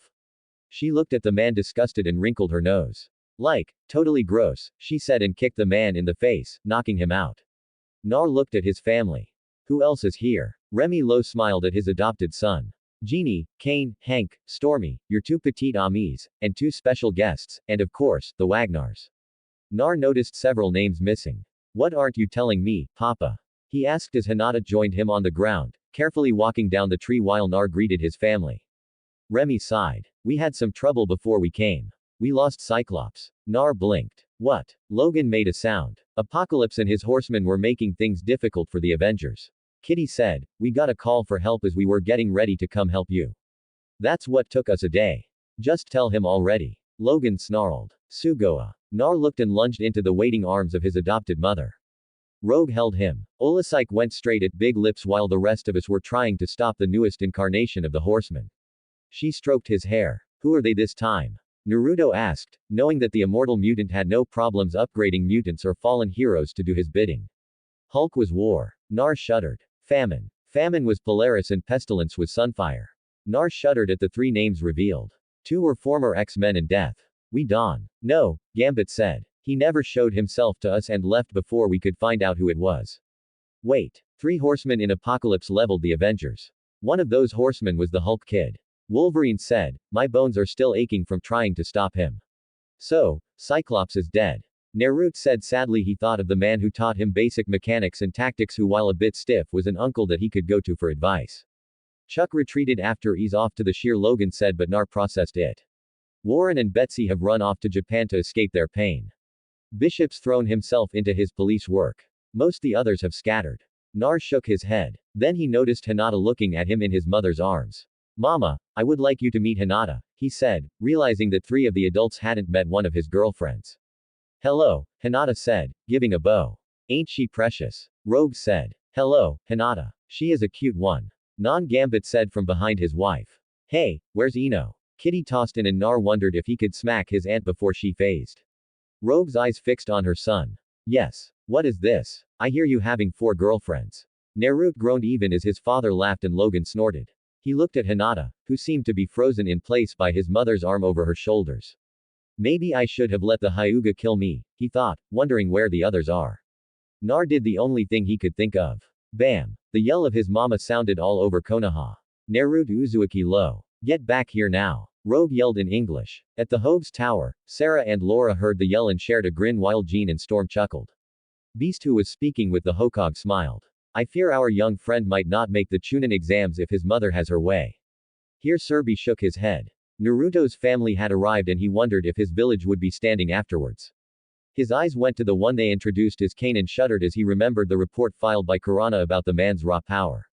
I fear the civilians are in for a rude awakening. Care to speak now, Shuga? Rogue asked at the trussed-up form of her son. You know, Mama, this could be considered child abuse. Naruto fired back. Rogue caught him. In fact, she caught him in mid-leap and flew away from the village while he howled about her cheating. Remy looked on and smirked as he shuffled a deck of cards. Ye know my boy. The share just don't play lightly. No, underscore, Rogue flicked him across the back of the head. Watch her language. Ye ain't old enough. Talk curse like. She paused and her eyes fell on Logan entering the room. Nar smirked. Who do you think I learned my best words from? The Wolverine, who had faced the Hulk and walked away from it, looked up seeing his longtime teammate coming towards him. Stripes, I don't like that look in your eyes, darling. And Wolverine fled, knowing talk was futile at this point in time. Gambit smirked and turned to see Nar shedding the ropes and rubbing his wrists. So, Konoha, Remy said, I want to go home. Nar said, you got a year. Remy reminded the blonde. Naruto sighed and proceeded to tell his father all that had transpired since his return. He held nothing back. Gambit laid the cards on the table between them and started to play solitaire. Yay. No, you keep forgetting. Naruto looked at the man who rescued him a decade ago and was now his adoptive father. Never mess with the X-Men, Gambit said in a very feral look came over his face. XX Rogue looked at Hinata, one of the 4 girls that had laid claim to her son. She watched as the girl with the aid of her sensei was going through a series of motions. The Hyuga bodies had been collected by Anbu and the Hokage had not been happy. You don't look happy, Stripes. She looked at Logan who was puffing on a cigar. Their chase long forgotten in Rogue's desire to see what her adoptive son had been through. Not, she said, her accent thicker when she was upset. My son was attacked in a village that he came back to defend. Logan nodded. He had thought sending the kid back to Konoha alone was a bad idea, but it seemed that the X-Men and their allies were facing a run of surprise villains, and no one could be spared for more than a day or 2. Think the kid will like the new code name. Rogue smiled at this. You said the only reason you gave him solitaire was due to him mimicking Remy's power first. Logan puffed a moment on his cigar. I know, but he's matured since then. Logan watched the young girl. So, kid's got a harem. Your healing factor and adamantium skeleton won't save ya if you push that topic. Rogue warned, they train kids to kill, to hold in their emotions. Logan always liked the culture, but this part of it he hated. He watched for a moment. I will say Whiskers got himself an eye. Rogue growled. I swear Remy is going to get my boot up his backside. What's bothering you, darling? The Canadian mutant asked. I want to bring him home, especially with all that's happened recently and all that we've learned. Jean will help the girl understand her powers. What I want to know is if Sinister has been messing around down here, what else has he done? Rogue nodded. With the professor leaving to go to the Sheer and Scott dead, Rogue sighed. We'd been going from one fight to another lately. I want my son home. She said, I don't care about what Remy agreed to a decade ago. Wolverine agreed. If the Hyuga were anything to judge, the kid would be well off to wash his hands of it. XX Ino sighed as she stretched. Shino had gone to work with his father on their family's hives and Anko was called away to the Hogue's office. She was relaxing while laying on the grass. It was then that the grass told her someone was approaching. She closed her eyes and popped them open. Hearing a SNKT, she rolled and looked to see X-23 wearing her X-Men uniform. Well, look at what I found laying on the ground. Scream for me, Frail. The dark-haired mutant snarled and left, her claws exposed and ready to do some major damage to Ino. XX Hokage's office. So, the Hyuga have tried to kill Naruto and Hinata today. Enko said inside, we don't need this. The kid's ready to bolt as is. Here is inside. As I was explaining to Mr. McCoy here, Naruto's whole team is mutants and they need help. Enko looked and smiled, seeing the blue-furred X-Man. Next to him was a red head with a body that was a knockout. Thank you, Wa. You're Jean, Enko said, and the woman smiled. I see my little sunshine has been telling tales. Enko snickered. When he's not trying to balance two girlfriends, the Hokage sighed. I want you to gather a team to raid the Hyuga compound. They have gone too far this time. The Hokage said, if I may, Beast said, would it be possible for some of our number to be included in this raid? Enko's grin became feral. I was hoping for it. The Hokage shuddered as Beast and Enko named an assault team. And the Hokage wondered if it would be nicer to send Ambu after the Hyuga. Jean smiled at him. It would be nicer, but you'd have several bored X-Men then. And look at this way. You don't have to pay us for this. She said, XX. Nar entered the office 10 minutes later with Hinata, Karana, Rogue, Logan, and Remy. He looked at everyone gathered and his brow furrowed. Where's Ino and Laura? He asked. Enko shrugged. Sent them a messenger pigeon when I sent yours. I and Anu appeared. Lord Hokage. There's a fight taking place at Training Ground 19. One of the outsiders and the Yamanaka girl are fighting. Damn it. Nar vanished with a bamf. Two figures that the blonde hadn't noticed stepped further into the office. Can we help any? Dad, are you sitting? Watch, Remy said as the man pulled his cowl over his face. Never leave a man behind. A pair of blue eyes stared back at Gambit. Besides, we didn't come all the way here to sit still. The woman said, XX, training ground. Not so easy, is it, bitch? Ino said as the blades of grass grew and tried to trap X-23. The feral mutant slashed the grass ropes, spinning and leaping. Ino, however, wasn't sitting still either. She grabbed a dandelion and smirked. This isn't the whip I wanted, but desperate times, she said and focused. A long whip emerged from the dandelion and grew spikes. Take this crack. Laura winced as the plant whip scored against her arm and looked to see it had cut in. Her healing factor kicked in, and she sliced at the whip, but missed. Ino's other hand made a motion, and more grass grew to grab X-23. While Laura was avoiding the grass, Ino backflipped into a tree and focused her will. Several of the branches began to move and grew several feet before they went to attack. Each a wicked L-looking spike aimed at impaling X-23. Ino smirked. You ain't so tough now. I'll wear your guts as garters. X-23 hissed as she slashed and dodged the attacks. She sported several wounds as Ino's attacks were very quick. She leapt in a blade of grass became as hard as diamond and impaled her thigh. AX-23 landed in a crouch. Ino smirked then her eyes unfocused as she heard something in her head. She's not worthy of Nar. I'll beat her and show him what I can do. Ino staggered as she heard Laura's thoughts. They stopped when Laura removed the grass blade from her thigh. I am so worthy of Nar. Ino hissed and Laura looked at her, her brow furrowed. How? I both of you stop this right now. Nar had arrived and saw a shaken Ino and X-23 with wounds healing in a crouched position. Nar both said looking ashamed. What am I to do with you two? He asked not approaching. It was my fault. Ino said. Laura was helping me spar and we got carried away. Nar looked around the training ground. Carried away is one way to look at it. He said come, we have to get to the Hogue's office. The Hyuga tried to kill Hinata and I earlier were making plans for retaliation. Ino hopped down from the tree landing next to Laura who stood her healing factor dealing with the wounds suffered. What do you mean attacked? Ino asked, and Laura looked worried. Both girls approached and started to search the blonde for wounds, both knowing that his healing factor dealt with it, but they both worried regardless. I am fine, he said, as is Hinata, he said, and they both stopped their inspection. Now let's go. He took their arms about to bam court when he spoke again. And you can explain in great detail why you both were fighting and not lie about a training going next. He said and they both knew that was a talk they'd like to look forward to at a later date like never. What a boring night. Yeah, but guard duty always is boring. Nothing ever happens around here. Well, there was that incident years ago with the Kumo ambassador, but since then. What was that? Nothing. Probably some idiot at the training grounds again. That sounded awfully close for the training grounds. Yeah, both activated there by a Kugan. The giant form that appeared before them out of nowhere had them wet themselves. Losers. Kane. Marco. The unstoppable juggernaut sneered as he finger-flicked the pair of guards, sending them crashing into the gate. Kitty pried. The untouchable shadow cat shook her head. Like, you can't tap them. That was a tap, Kane said. Behind him was the assault force. Stum, Wolverine, Beast came up, dropping the guards they'd encountered. From the other direction came Nightcrawler, Scarlet Witch, and Nocturne, who deposited more guards. Two cloaked figures were with the Wagnars. Where are the others? Wolverine asked. Solitaire is taking Marrow X-23. Rogue, Gambit, and Jean in the back way. Nocturne said. She had her father's appearance with fur and smiled. Worried uncle about whiskers. Damn right. Wolverine said. The cloaked figures stepped forward. The Hokage will arrive soon with Hinata, Ino, and the others. Storm sighed. Kane, take the gate. Everyone else, stick to the plan. Knock them out only, she said, looking at Wolverine, who shrugged. Hell live, the gruff Canadian said, towing one of the unconscious Hyuga. Knock, knock, the Juggernaut said. Avon. The gate to the Hyuga compound crumpled at the tap that it received from the unstoppable Juggernaut. Oh, look. They left the door open. Kitty sighed as she phased through the wall. You're too loud. XX back of the Hyuga estate. You sure about this, Shuga? Rogue gasped. Yeah, Hiyashi's rooms are back here.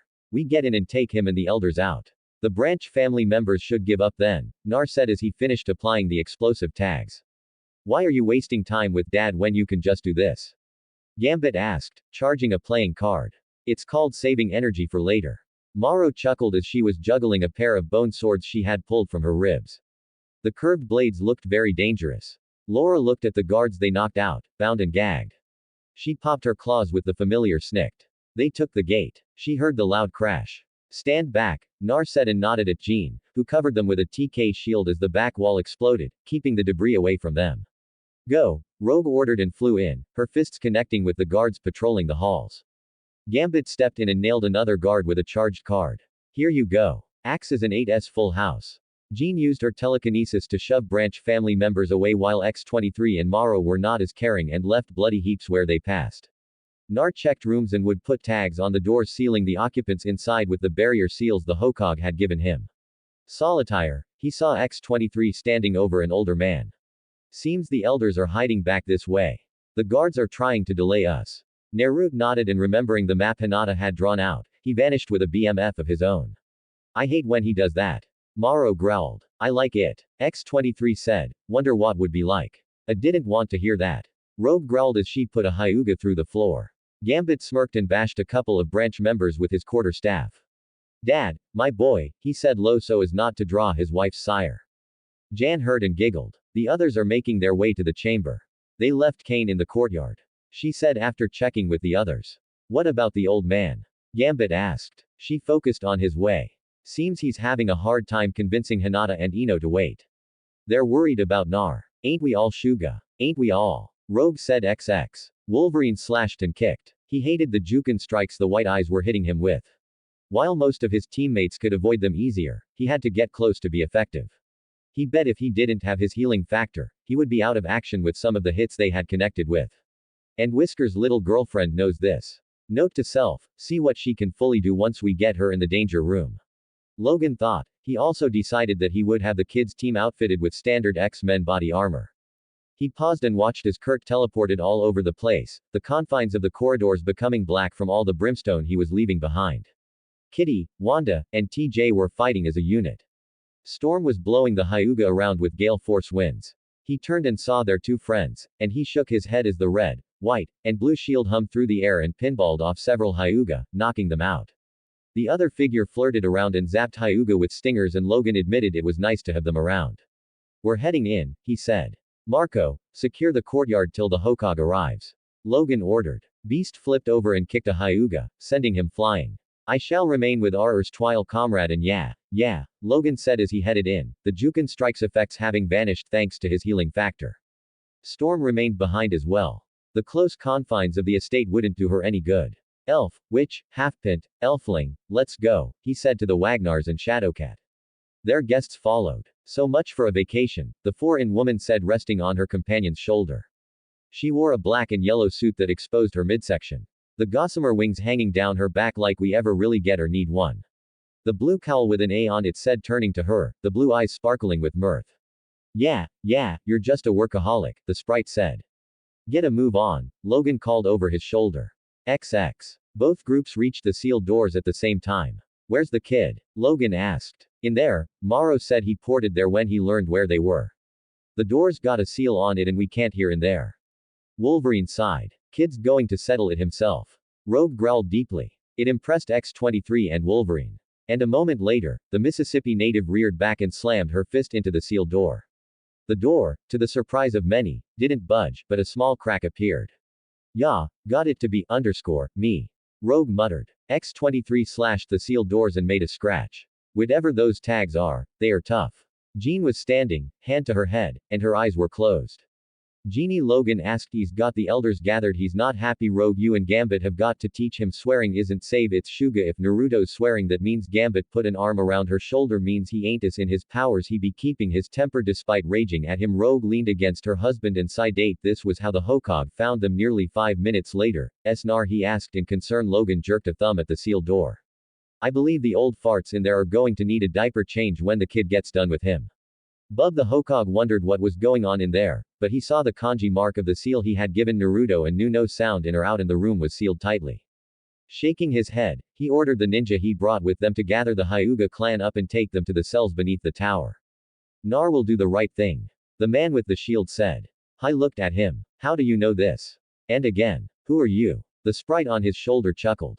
Nice not being recognized, isn't it, Steve? Hush, Janet, the man said, and turned his cow-covered head towards the Hokage. First, Naruto isn't one to kill out of rage. He's threatening maybe leave them with a limp. And secondly, I'm Steve Rogers, and to the rest of the world, I am called Captain America. The original Boy Scout. The lady on my shoulder is Janet Py. She's the Wasp. She leapt to the air and became her normal size. Spoil sport, she said. The Hokage looked at the door and was wondering once more about Naruto's life and the strange people he'd pulled into his family over the years he'd been gone. The council chamber was a panic room. The elders thought they'd be safe, but the slamming of the doors had them spin about and come face to face with the demon, and the young man looked pissed off, and they knew he had good reason. Why? You can't be here. One of the elders said, pointing a finger at Nar. His head to the side, his blue-on-black eyes looked at them as if studying a large stake and he was the predator. Well, that's false because here I am. Naro finally said, we will have you executed for another tried to bluster, but Nar held up a finger to silence them. You see, I am here legally by order of the Hokage, Nar said as he pulled out a couple of copper coins and proceeded to flip them over his knuckles in a bored fashion. You know, I was willing to leave you alone to ignore you, he said, walking into the middle of the chamber and noticed that the esteemed elders of the Hyuga clan backed up. He smirked. I was going to leave you to your petty games in the village and was going to take Hinata with me when I left in a year to return to my family. He looked at each of the elders, his eyes landing on Hiyashi last. But you just had to be a bunch of you had to try and kill her and me. We would do no such thing, a member said. But Naruto saw him look to Hiyashi with a nervous twitch. Really? Nar said with a mock frown. Then I guess the branch family members that we didn't kill and were interrogated by Ibiki and Inoichi were mistaken. Nar saw the nervous swallow of several members. Hayashi remained like stone. I believe they are, he said. Nar gave a bark of laughter. You're one cold bastard. You disown your daughter. You try and kill her and you lie. Very poorly, I might add. Nar looked at the seal he'd placed on the door. Well, we're going to be alone until I remove that seal. You old farts might want to be talking a seat. Naruto's accent kicked in a bit, and his eyes seemed to flash. And I might leave you alive to stand trial before the Hokage. Nar shook his head as several of them found seats, one even sitting where he was on the floor. Hai remained impassive and Nar quirked an eyebrow at him. You can't do anything, monster. Hai said really huh. Nar said the copper coin took on a slight red glow and he flipped it towards Hiyashi who moved as it hit the floor in front of him and exploded. Guess that's anything then. Naruto said with a shrug, for too long, you Sanav have held a seal over the heads of those who you thought were beneath you. You sit upon your padded chairs and sneer at make decrees to protect your own worthless, wrinkled asses, and all you've done is ruined lives of those who could have made this clan greater than it's ever been. Naruto looked at Hiyashi. And now it's all over. No great Hagi, no Hyuga Grand Counselor to the Hokage. Now you're going to burn. And I think Hanadachan will dance on the ashes. One of the elders actually found courage and attacked. Nar had been waiting and avoided the Jukin strike and struck with the force of a mule and jabbed his thumb into the man's throat, dropping him to the ground gagging. That's with my thumb. Trust me, you don't want me to start using my power. I do that. None of you will leave here alive. Hai scoffed. Nar looked at him and shook his head.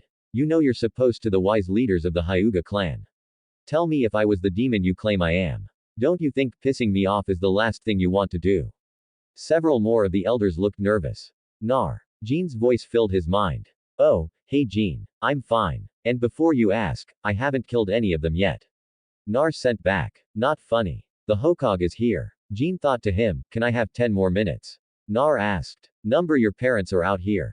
You better open that door before Rogue has a meltdown. Nar sighed. Fine. Ruin my fun. He felt Jean break her telepathic connection and he looked at the elders a moment before he reached behind him. Nar broke the seal with the gesture the Hokage had shown him, and the seal turned gold, then dissolved. No sooner it did that than his mother kicked the door down. Unfortunately, there was an elder kneeling before it gagging from Naruto's attack, and the Porso was sent crashing with the remains of the door. Nar, he didn't know who reached him first. Maro, X-23, Hinata, Ino, or his mother. He saw his father's red eyes sparkling with mirth as the 4 girls and his mother all talking at once scolded him for going off on his own. The Hokage and his Anbu surveyed the room. Take them to Ibiki. The Hokage ordered. He looked on as Nar was getting scolded and smirked along with the others. Nar saw the familiar white-wing blue cowl-covered head. Cap. Help. Steve Rogers. Captain America took one look and shook his head. Janet Pym next to him outright laughed. The other X-Men all smirked. Gambit, finally taking pity on his adopted son, pulled him out of there. Cher, he needs to give his report to the Hokage. Remy Lo said to his wife. He looked at her and then grinned. You can't scold him after. Papa Nar yelled in English at the betrayal his adopted father who shrugged. Rogue put an arm around her child's shoulder and smiled. Nar saw no help from anyone and knew that the night was going to be a long one.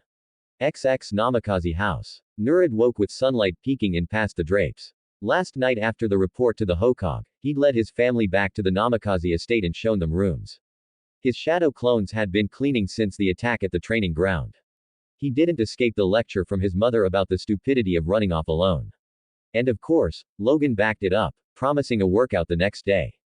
He stretched and stopped as an arm wrapped around him from behind. Cammy, please tell me this is a dream, he thought and looked over his shoulder slowly to see familiar black hair and knew. Just knew Logan was going to kill him, even if this wasn't his fault. Screw what Logan will do. Mama's going to rip me a new one. The blonde thought. He tried to lift the arm, but it curled tighter and he felt a face press into his neck. Stay put. A sleepy voice growled. Laura-chan, he whispered. I need to get up. No, you don't, she growled. And Naruto knew that this could get very dangerous. And when your bedmate had adamantium claws in her hands and feet, one had to be very careful. Even with his healing factor, pain was a harsh underscore he didn't want to deal with. I got to pee, he tried. No, you don't, she said in her warm breath on his neck was having a reaction. Logan's going to kill me, he said in the same low voice. At this, he felt her smile into his neck. And before he could say anything else, she rolled him onto his back and straddled his waist. He noted that she was wearing one of his shirts he knew was missing from his dresser. You're trying to kill me or get me killed, aren't you? He asked with a smile and he knew she wasn't wearing anything under the shirt. What a way to go. She teased. She put a hand on either side of his head and leaned over him. Why are you playing with them? She asked. I'm not playing, Nar said. Laura looked down at him. Her dark eyes held a blaze in them. You know I've wanted no other but you, she said. Nar looked up at her, his blue on black eyes taking in her own eyes. I know. Why aren't I enough? She demanded. I didn't want to start something with you and then up and leave. It wouldn't be fair to you. But finding Nuki with those two. Watch it. Nar warned. Kunoichi. Laura finished with the alternate word to the one she was thinking. With them is better. I thought you were coming back. Or are you going to stay here and make fat ninja babies? No, I'm not staying. Then why? Laura demanded. And Nar knew she was showing him her vulnerability. I can't give you an answer that will make you happy, but I am drawn to them as I am drawn to you and Sarah. Laura hissed. Why? I can't explain it in words. You all mean something special to me. What if we demand you chose one of us? Laura said. Naruto looked at her and she saw it in his eyes. I can't. It would be like asking me to rip my heart out. Laura wanted to tell him to forget the others, but she saw he was right. It would underscore him not to care for all of them. She leaned down and kissed him lightly, but it became possessive. She pulled back and smirked down at him. Fine, have your little Herm, she growled. But you will not add another one or I will kill them and castrate you. He nodded, knowing she would do it, and you better believe it when I say that I'm not leaving until I bagged and tagged your Nar gulped, wondering how he was going to avoid getting killed and still get prepared for the Chunin exam finals. Well, dodging Logan will be good practice. He thought before his mind went blank as Laura kissed him again and ground their pelvises together, making another part of his body demand attention and handicapping the blood flow, and he realized she had nothing under his shirt. Hinata looked at the mutant named Maro, who glared at her. Hinata wasn't shy like she used to be and glared right back. Jean sighed, Mo, if you can't work with her, then I'm here. Just get the little princess to start. The bone generator snarled. Jean looked at Hinata and gave the girl a smile. I want you to try mediation. Nar told me you activated your power before, but the trigger is being difficult. Mio said. Hinata sighed. But Jean continued, I will mind link with you and well go through the memories of the time your power activated. Then well work in your mind before we try the physical world. Maro snorted. While you two mind walk, I'll be guarding your bodies. After you figure out what you're doing, then we'll have us a little spar princess. Hinata really didn't like the girl, but she was important to Nar, and thus she would put aside her dislike. But I won't be a pushover for her. Good. Hinata blinked and turned to Jean, who nodded and smiled. I'm a telepath. As we learn about your powers, I will also teach you to design mental defenses. Nar took to building them like a duck to water, Jean told her. Hinata smiled at the mental image she conjured and Jean grinned. If you two are done playing patty cake, get a step in. I think we should do this inside. Jean shook her head. Her powers are fire-based and since we don't have a danger room here, outdoors are the best option just in case of accidents. The redhead told the bone generator. Whatever. Don't mind her. She'll warm up to you in time. She's rough around the edges, Jean said telepathically. Now then, let's get comfortable, Jean said in her and Hinata sat in a lotus position across from one another. Jean put her hands on Hinata's. Breath in, breath out. Listen to the sound of my voice. Close your eyes and continue to breath. Jean instructed. Maro had a pair of her forearm bones and was using a knife to carve them. Her eyes not on the meditating pair, but on the surrounding area. She might act tough, but she knew the white-eyed girl meant something to Nar and thus meant something to her. And I'll be damned before anything happens to anything that's his. She thought XX training ground 10. Nar dodged and then back-flipped as Logan came at him with adamantium claws swinging. The reason he wasn't attacking was he'd woken to found his hands handcuffed very uncomfortably against his back and Logan telling him he'd gotten lax. Move your boy. Logan snarled as he was working on Naruto's dodging. You've come to rely on those clones and porting far too much. Nar had to agree. At least I haven't used my powers. He thought as he bent backwards and kicked up and cursed at how damn hard the adamantium-laced skull was. His healing factor took care of it and he leapt in the air and used Logan's head as a springboard. Naruto landed and rolled as this beat on Naruto Day. He asked, I do have an exam to prepare for. I'm sure you do. And when I'm done with you, you'll be ready. Naruto kicked and ducked and looked at Logan. I had my own way. I know what this is. You missed me and decided to make up all the missed danger room sessions in one go. Logan gave him a feral grin and Nar shook his head. This. He leapt in the air and twisted and before he landed, he had his arms in front of his body. Logan winced at hearing Nar pop his shoulder back in and had to admit the kid had the balls. I'm just glad the damn fox didn't give him my claws. The Wolverine thought as Naruto then rushed him, which surprised Logan. Kid's gone. Loco hands are still bound and he's not allowed to use his ninja tricks and his powers. Logan saw as the blonde feinted left and he went to slash right, but the blonde did go left and brought his hands up. The adamantium claws slicing the cuffs off and Logan cursed as Naruto spun and connected with an elbow, tagging his nose hard. Naruto with a series of kicks drove Logan back off to the side. Steve Rogers was watching with Kurt, Wanda, Janet, and Kane. Kids got moxie. Kane. Marco grunted as he leaned against the tree watching. Like the others, he was dressed in civilian garb. Now you see why I want him for the new Avengers. Steve said looking at Janet. Nar without his powers or his ninja tricks is able to give Logan a match. Granted, the old canal head is holding back. But still, Naruto is giving him hell. And the fact Logan's skeleton is laced with adamantium, Kurt said, looking on as Naruto landed several blows, but Logan landed more. I swear hair. Logan is enjoying this. Wanda sitting next to her husband nodded. Logan has missed the sparring sessions with Nar. She said. Janet looked around. Hey, where are Remy, Rogue, and the others? My sister wanted to see Ino in action, so she has taken her with Talia and Laura to another training ground. Storm. Dr. McCoy and Remy are scouting around before meeting the council. Janet shook her head as Kurt explained to his wife where the others were. Jean and Maro are helping Hinata learn about her powers. Kurt continued, and as you can see, that was my favorite shirt. They turned to see Nar in a shredded shirt and looking at Logan. Toughen up, kid. You can play dress up with the girls later. Logan snarled and came in claws swinging.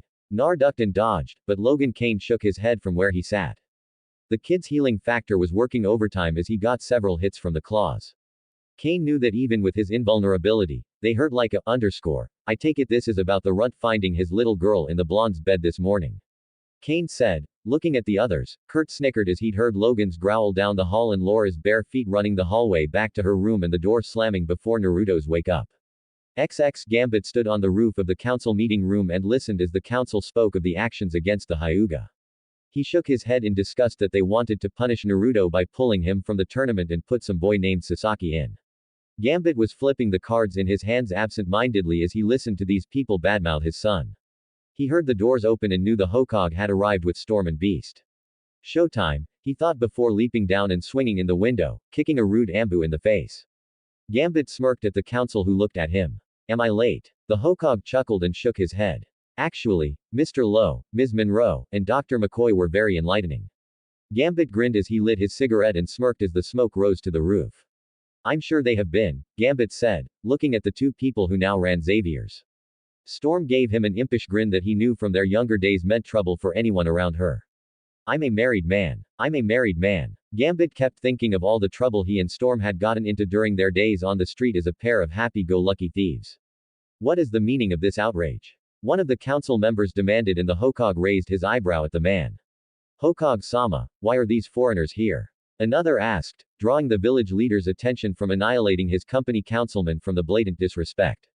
I should be asking all of you about this meeting. The Hokage said, we called this emergency meeting because we have been informed that the Dude Uzuki is responsible for destroying the Hyuga clan. The Hokage scowled. I want the names as I had a special task force that was sent to take in the Hyuga council for their assassination orders on Naruto Uzumaki Namikaze Labao and Hinata, formerly of the Hyuga clan. So, the boy led the assault. On my orders, the Hokage said with a smirk, and the council looked shocked. They tried to assassinate my ninja inside the borders of Konoha, as well as the fact they had disowned Hinata months ago. This was a level of treason. He looked at the council and they all noted the word treason. 3 members of the council looked very nervous. And if this was to be a proper council meeting, where are the clan heads for the Yamanaka, Arame, Akamaki, Nara, and Serbi clans? The Hokage noted that the council was there with only the civilian members and members from the lower-ranked clans. The Hokage looked at his former teammates as they sat really close to Danzo. He saw them exchange looks. Now, let's talk about the security leak since I know the people who comprise the strike team wouldn't have told anyone, nor would anyone in the cleanup team. The Hokage said, his eyes hardening. The 3 X-men present shared a look. It was the same tone they'd heard the professor use with the students when he'd come back from a meeting to find the mansion trashed from a weekend party. XX Mindscape. This is amazing, Hinata said, looking around. She stopped seeing Jean looking at a memory sphere. What is it? Hinata asked. Jean looked at her. We'll need to sort this all out before we go any further. We need to talk about your past, everything, Jean said, looking at the sphere once more. This is going to be a longer process than I first thought. The telepathic mutant thought. The Chunin exam arena was packed. In one section was Naruto's family. The X-men along with 2 Avengers were all wearing robes over their outfits. Kane ignored the complaining civilians who were behind him as he and Kurt were currently devouring the hot dogs that they had brought with them. Below Ino and Hinata entered the arena. Both were wearing X-Men style body armor. Ino's hip huggers and battle vest showed her stomach. Her hair was bound by vines and her wrists sported vine bracelets. Next to her, Hinata wore the black and gold armor with the hip huggers and sleeveless crop tank top. Her blue-black hair hung down her back loosely. Both girls had gloves sporting the X symbol given to them by Naruto's mother. Vamp Nar had arrived and he had many of the girls in the stands drooling over him. He was wearing X-Men body armor under his black cargo pants and his leather duster. He was leaning on his father's quarterstaff and looking around the arena over the top of his sunglasses. Ino let out a whistle and Naruto grinned. Hey Cher, looking good, non. Ino smirked. Look better tonight, she taunted. The time spent around Laura had done things to Ino's self-esteem, and she knew that Naruto was going to be hers. She was just going to get there first. Hello, Haim, Naruto said, looking at Hinata. He hadn't seen her since Jean took over her training. Hello, Naruokan, Hinata said, her voice low, sultry, her eyes hooded as she looked him over in approval and promise. You both look very nice, Shino approached. Hello. Hey Bugs, Nar said, ready to kick and take names. Indeed, Shino said, and Nar knew that the Arame clan was going to be represented well here today. Nar saw that someone was missing, but there was someone here who didn't belong. What the hell are you doing here? Uchiha, you lost in the preliminaries. HN Sasaki said, crossing his arms. Your opponent was killed. The council chose me as the replacement. I should have been here anyway. Ibiki appeared. I protest. Nar said, this bastard didn't win his match. He shouldn't be placed in, and if a replacement was needed, then it should be one of Do's teammates. This is blatant favoritism of the Uchiha. Settle down. I don't like it any more than you kid. It's a cheap way to put someone in who doesn't deserve it. Take that back, Proctor Sasaki said, and to the shock of many activated his sharing. Should I be scared? Uchiha Ibiki said and looked at the competitors. All right, folks. I am the proctor of the third exam of the Chunin exam. When I tell you the fight is over, you stop. If I give you any orders during the match, you will obey them or I will kick you from here to the border of Fire Country. What happened to Hayate-san? Hinata asked. He's out on medical, Ibiki said. Ibiki looked over the 12 competitors. Gar and Hinata stay. The rest of you scram. Hinata stood with her hands at her side. Ino and Naruto stopped and gave her good luck kisses, ignoring the crowd. Stay safe, Nar said. Hinata nodded, and as he passed, reached out and pinched him. She smiled softly as Nar turned to give her a look. She gave her an innocent expression. Ino looked at her. You better kick this Gar's Hinata and come back in one piece. You care. Yes, you are part of whatever it is Naruto is putting together. Hell, I've spent time with Laura and we've come to an understanding. Hinata nodded. Sarah and I have as well. Ino kissed her cheek. You better win. Hinata looked at Gar and tilted her head to the side. Mother wants your blood. Gar said. Hinata smiled. That's nice, but it won't be happening, she said. Ibiki looked at the girl and raised his arm. Fight, he ordered and leapt away. The cork on Gar's gourd exploded off and rocketed at Hinata, who caught it. I hope you don't want this back, she said, and it burnt to ashes in her hand. She took up the gentle fist stance. I am sorry, Gurasan, but your plans end here, she said and went on the offensive. XX Naruto stood in the competitor's box and watched as Hinata attacked where her hands hit sand. He saw said sand being turned to glass and falling to the arena floor. She did it, Ino said from his left. I knew Jean would be able to teach her. What are you talking about, Dobi? She hasn't hit him. Sasaki sneered. Naruto ignored the so-called prodigy. Tamari nearby saw it and shared a look with her other brother, Conqueror. The girl was cutting through Gar's sand defense and rendering the sand unusable to Gar. What is she? Tamari asked aloud. My girlfriend, Naruto answered. Formerly of the Hyuga clan. They lost her because they thought she was weak. Tamari looked down in the field. If this is weak, the invasion is going to fail. She's taking Gar's ultimate defense apart. XX. Hinata let herself go. She could feel the fire and smiled at Gar when his sand got close, only to be burned away by the heat shield she was creating. So, the heat is nearly 700 degrees, but he doesn't know that. She thought as she smacked his sand again and turned it to glass. She was wearing him down and saw the fear in his eyes. She focused and the tips of her fingers now had heat claws and she slashed. The sand wasn't quick enough, and Gar screamed as the wound caught him in the neck. His scream was cut short as not only did the attack cut but cauterize as well. Hinata didn't slow as she lashed out with the gentle fist ultimate technique modified by her. And as she struck his chakra points, she burned them out as she hit Gar with all 64 strikes. The redhead staggered and he could hear in his mind Shukaku screaming in anger but couldn't do anything as all his paths were burned shut. The Buju could do nothing and the throat wood was lethal. Gar sank to his knees, his eyes remembering his life. Perhaps death will be kinder than life. He thought as he collapsed face first to the arena floor. Winner, Hinata, Ibiki said and checked the kid and saw he was dead. Well, that takes care of the invasion's big weapon we learned about. The head of the interrogation department thought his medics came to remove Gar's body. She had him with that throat slice, but how did she know about? He looked up as the former Hyuga was pulled into a hug by a certain blonde. Ah, that explains it. XX in the cage box. The K's cage was not happy. That girl killed my son.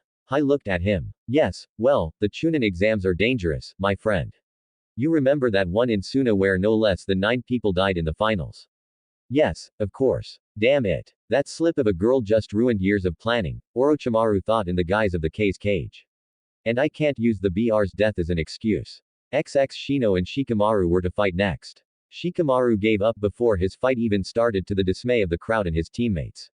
Naruto shook his head and patted Shino on the shoulder. You get to face Hinata-chan next round. Hinata snuggled under Naruto's arm as Ino headed to the stadium floor to face Kabuto. Knock him dead. Ino came from the stands and many people looked at X-23 who gave them the finger. Nar chuckled if they only knew what was to come. He thought his arm around Hinata was content not to move from the spot she was in. Flashback. That Councilman Danzo has betrayed the village. Jean said they had called the Hokage to the mansion and everyone was pulled in from training. During the exam, he's pulled people off the walls in various areas. He set it up so a man named Orochimaru can invade the village with Odo and Suna. The Hokage scowled and had summoned Ibiki. They planned a counterattack and Jean filled them what she learned from her surface scan. He also has plans for Naruto, Ino, and Hinata. Rogue Snarl put Wolverines to shame. I'll kill him. The southern mutant said, looks like that's going to be a hell of a long line, mama. Nar said Hinata had been given orders to remove Garen if she was ready. She looked at Jean and nodded. If she wasn't, she would forfeit and take on the winner of the next round. Shino spoke up. I could have my bugs feed on him, but if he's like Naruto's chakra, it will not run out. Naruto had explained his experience with the Kyuubi before it died to his team. We could have Andu eliminate him before the finals. Reports are he killed Do who was spying on him. The Hokage thought and before he spoke, Naruto did leave him to us. Oji-san if Hinata, Shino or Ino don't get him, I will. The Hokage nodded at this. More plans were put in place. Ibiki had not been happy to be told he'd be in charge of the third exam. Hayate was in critical condition at the hospital. They learned from Jean reading his mind that it was Kabuto who had done the job and who he had talked to. End flashback. Ino was avoiding Kabuto's attacks. The silver-haired teen was using chakra scalpels. Why isn't Ino attacking? Hinata asked. She's a loser, Sasaki said, but was ignored. She's leading him in. Look, Nar said and they saw Ino was leading him towards the tree. What does that mean? Lee asked. Nar smiled. Anaheim has a few tricks up her sleeve. The weasel is about to find out what they are. On the floor, Ino backflipped away. You didn't really think I was just going to stand still and let you paralyze me, did you? Ino asked. When she landed, she dropped several seeds and backed up. Kabuto was coming right at her. Sorry, but I need to win. Ino laughed. No, you don't. Traitor. Kabuto blinked. You don't think we didn't know what you did to Hayate-san? You really suck as a double agent. Ino said. And Kabuto knew he had to kill her now. She knows too much. Ino smirked and made a gesture. And Kabuto was wrapped in vines that exploded from the ground. How? Ino laughed and stayed out of range. Every time I backflipped, I dropped seeds. She said, but that isn't the kicker. She said and made a motion. Kabuto could only watch as the tree came alive and swatted him across the arena where his body impacted with the wall. The vines burrowed into the wall keeping him in place as Ino came closer. He saw a branch in her hand and watched as it elongated and became a spear. His mind came across and tossed aside several plans. That wouldn't work, Ino said and he blinked, his glasses broken and missing. How do I know what you're going to say and what you're planning? I'm special. Ino got a serious look and dropped the spear. I was going to kill you, but that thought just earned you a special pain. Ino formed several seals and her hand glowed. 1,000 years of mental torment and rammed her hand onto Kabuto's forehead. For a moment, he did nothing. Then he screamed and screamed and screamed. Ibiki appeared next to her. What was that? A family jutsu. His mind is shredding itself. Hell, stop screaming soon. His vocal cords will rupture. Ibiki blinked as he remembered Enonoi doing something similar during a torture session. Winner. Ino Yamanaka. She smirked and picked up her spear, planning on using it later. Soon to be Labao. She walked back to the competitor's box. Ibiki shook his head. Kids, now I know why I never had any. Teenagers scare the underscore out of me. Ino arrived and took up the other side of Naruto. They could hear cheering and all three smirked as X-23 upside down peeked into the box. Next time. Yes, Ino asked. We sit down and talk. Laura vanished and Naruto looked at Ino. I missed something, didn't I? Ino and Hinata giggled, and the three turned back to watch the fight between Tamari of Suna and Konoha's own Rock Lee. She's good, Ino said as the girl kept Lee at a distance with her fan attacks. But then the bushy brow by dropped his weights and it was over as he got in close and Tamari was a distance fighter and a hard hit from Lee knocked her out and gave Lee the win. I've got him next round, Ino said with a gulp. Don't worry, love. Nar said, hey, loser. Get in there so I can kick your hide. Sasaki sneered as he sauntered to the stadium floor. Remember what the Hokage said, Naruto. Hinata reminded him. Yeah, Bamp. Nar appeared before Ibiki and looked at Sasaki. Many people were interested in this fight. Naruto's family leaned forward as did Ace Cage. Ibiki repeated the rules and raised his arm. Naruto vs Sasaki Uchiha fight. Nar looked at his opponent. He had yet to take a stance. So loser, ready to give up and run away. Sasuke sneered. Nar an eyebrow. I'm not the one who had the council put him into the finals despite losing. Hence Sasake's only response before he went on the attack. Nar avoided the punches and kicks, his hands still at his side. He sighed. Is this the best you can do? Sasaki snarled. Show me this power you claim to have. No. Nar continued to dodge and twirled around behind the who hit the wall. Several people laughed. You coward. Sasaki snarled. Fight me. Why? You're not worth it. You had to have someone put you in after you were eliminated. Sasaki lunged and tried to kick or hit Nar. When that didn't work, his hands went through a series of seals and he used a fire jutsu. He spat a series of fireballs, all of which Nar dodged, and not once did he use any of his powers. Ah! Sasaki threw several shuriken. Nar leapt high into the air and landed with a flip. You loser. You go damned freak. Fight me. Fight me. Oh, I swear I'll kill that fat-chested cow you call a mother. Nar stopped and caught Sasuke's fist. He looked at him. His Atingan eyes became cold. In the stands, it was taking Kane, Hank, and Remy all they knew to keep Rogue in her seat. I'll kill the little underscore, she yelled in English. You won't have to stripes, Logan said. He saw the look in Naruto's eyes. Nar is gonna show him what happens when you mess with the X-Men and just how fitting his new code name is. The X-Men knew of Logan's new code name for Naruto and it was more fitting. In the arena, Naruto looked up at the stands at his family as if asking permission. Kick his Rogue screamed to her son. Naruto lashed out with a kick to Sasake's gut, which sent him flying across the arena. He skipped like a stone on a pond. Once, twice, 3 times. The only thing stopping him from more was the arena wall. You want me to fight Uchiha? You want to see what I am capable of? Nar still hadn't taken a stance, and Sasaki was painfully pulling himself from the rubble of the wall. The people who had been cheering for him had gone silent. Nar waited. I'll let you in on a secret. My power, my real power, I was born with, it wasn't given to me by the Konoha, nor was it a jutsu learned. My power is something that my birth father didn't know about. If he did, snorts. I wonder if he would be like so many villagers. You call me a freak here. Nar laughed. I've been called that for a long time by flat scans like you. Nar still hadn't moved. And Sasaki drew a kunai and charged. My uncle, a man who helped train me, gave me my new code name this month while I was training. And I must say, it's more fitting than solitaire, for I am not alone. Sasaki raced closer and Nar looked at him. Konoha knows me by many names, but this one is new.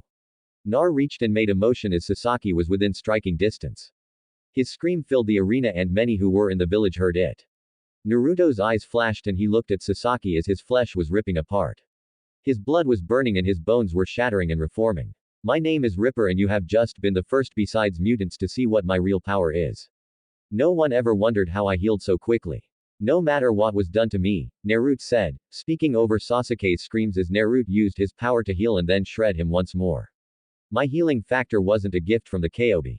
It was part of my power keeping me alive after all the beatings this village gave me. Nar shook his head, and he eased up on burning Sasuke's blood and shattering bones. He kept molding the skin and shredding it. I control flesh, blood, and bone. I would make a great healer, but also the worst person for anyone to face. He stopped in his head to the side. Sasaki Uchiha was unconscious from the level of pain. Naruto saw that the Uchiha had also underscore, and pissed his pants. Weak, Naruto said as he used his power to remold Sasake's bone back to shape and then sealed most of the cuts he created in the boy's flesh. You wanted to see what I could do, yet you pass out before I really get started. Ibiki shook himself from his shock and declared Nar the winner. The medics rushed to get to Sasaki. Nar ignored them and looked at the Hogue booth. That's the last time I pull my punches, old man. He said. Hiruzen nodded and watched as Naruto returned to the competitor's box. The only one staying near him was his teammates. Akato and Conquer both forfeited. Both looked very afraid of the possibility of fighting Naruto after what he did to the Uchiha without even laying a hand on him. There was a brief intermission which Nar found time to sit with Hinata and Ino Shino across from them. You don't use that power often. The bug user said. Nar shook his head. I've used it in training and a couple of times in battle. Minor underscore, I don't know why I hammered the Uchiha like I did. A snort from the side and the 14s turned to see Logan. He pissed in your Cheerios. He insulted your mother. Nar nodded. Where is she? Logan held up a cigar and looked at Hinata, who narrowed her eyes and focused. The end heated and Logan nodded, taking a deep inhale of tobacco. Kinjin and Elf are calming her down. It took Kane Beast and your pop to keep her in her seat. Nar smiled as he knew his adoptive mother would have descended from the sky and left an Uchiha stain on the ground. He's alive, Nar said. Logan nodded. Perhaps he'll learn from this then. Logan said as all 14 snorted. How do you get here anyway? I thought only Sensei could. Nar paused and saw Logan with a Konoha 8 strapped to his belt. It looked familiar. Your sensei let me borrow hers. She's with the Redade girl. They're moving into position. Nar held his breath. Are we to continue or should we give them hell? Logan said and walked away. Shino looked at Hinata and shook his head. I will not fight you. Besides the fact you control fire, you are my friend. Hinata sighed. I was going to forfeit. Ino shook her head. I was going to give up. I don't think I could take Lee in a straight-up fight and I want to keep things hidden. Nar sighed. You're all going to make me fight him. I thought you loved me. Both girls kissed his cheek. I'm still not kissing you, Shino said in his deadpan voice. XX, Shino forfeited his fight. The crowd booed, but his father in the stands nodded in the logical move his son had pulled. Ino gave her notice as well. Lee seemed upset that he didn't get to test his flames of youth against the Yamanaka mind powers. Nar, Hinata, and Lee all stood in the middle of the arena. I withdraw, Hinata said, cutting off the possibility of a three-way fight. Nar looked at Lee, who looked at him in a pleading manner. Nar sighed. Fine, I'll fight you. Lee's smile was blinding. Nar shuddered at the thought of the amount of pain the taijutsu user was going to put him through. He fought Guy and this mini-clone had the same personality, it seemed. Ibiki gave them both the rules, and Nar found his mind going to the cage's booth. Jean, anything yet? He asked. Not yet. And don't look so eager. The Hokage is acting as bait. Nar sighed. I know. Is Janet in position? Nar started the fight with Lee, exchanging punches and kicks. Yes. And Kurt is there as well. Just remember the moment it happens. Nar was saved from responding as Lee's fist sent him into the air. Enough of this, Nar disappeared with a loud bamf. He reappeared behind Lee and kicked him in the back. He disappeared again and put himself between Lee and the wall and kicked him again. Another bamf and he pinballed Lee around the stadium. He reappeared again, but Lee countered. Leaf Hurricane. The kicks sent Nar flying and he disappeared with a BMF. Lee looked around and he suddenly found himself surrounded by a dozen Narutos. They charged. XX cage box. Interesting fight. Hai said to the cage. H the blonde. His name is Labao. The cage said yes. His adoptive family name. Heen said next to him Orochimaru was seething. All of his plans were ruined. Years of planning stopped in this final exam. His weapon Gar killed by a slip of a girl that his spy had said was a failure. His spy and second in command was killed by another girl that had been reported as a fangirl. A low-class ninja that would never be seen as anything beyond a genin. And what scared him was he had no information on the blonde that nearly killed the Uchiha with a technique he never heard of. He wanted to ask the old man next to him, but he had to keep up appearances and cursed that he couldn't call off the invasion. Without Gar Kabuto, he knew it wouldn't work as planned. I might not make it out of here.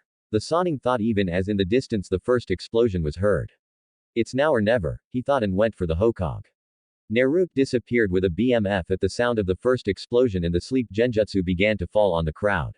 He wasn't worried about his family as Karana and Anko were there.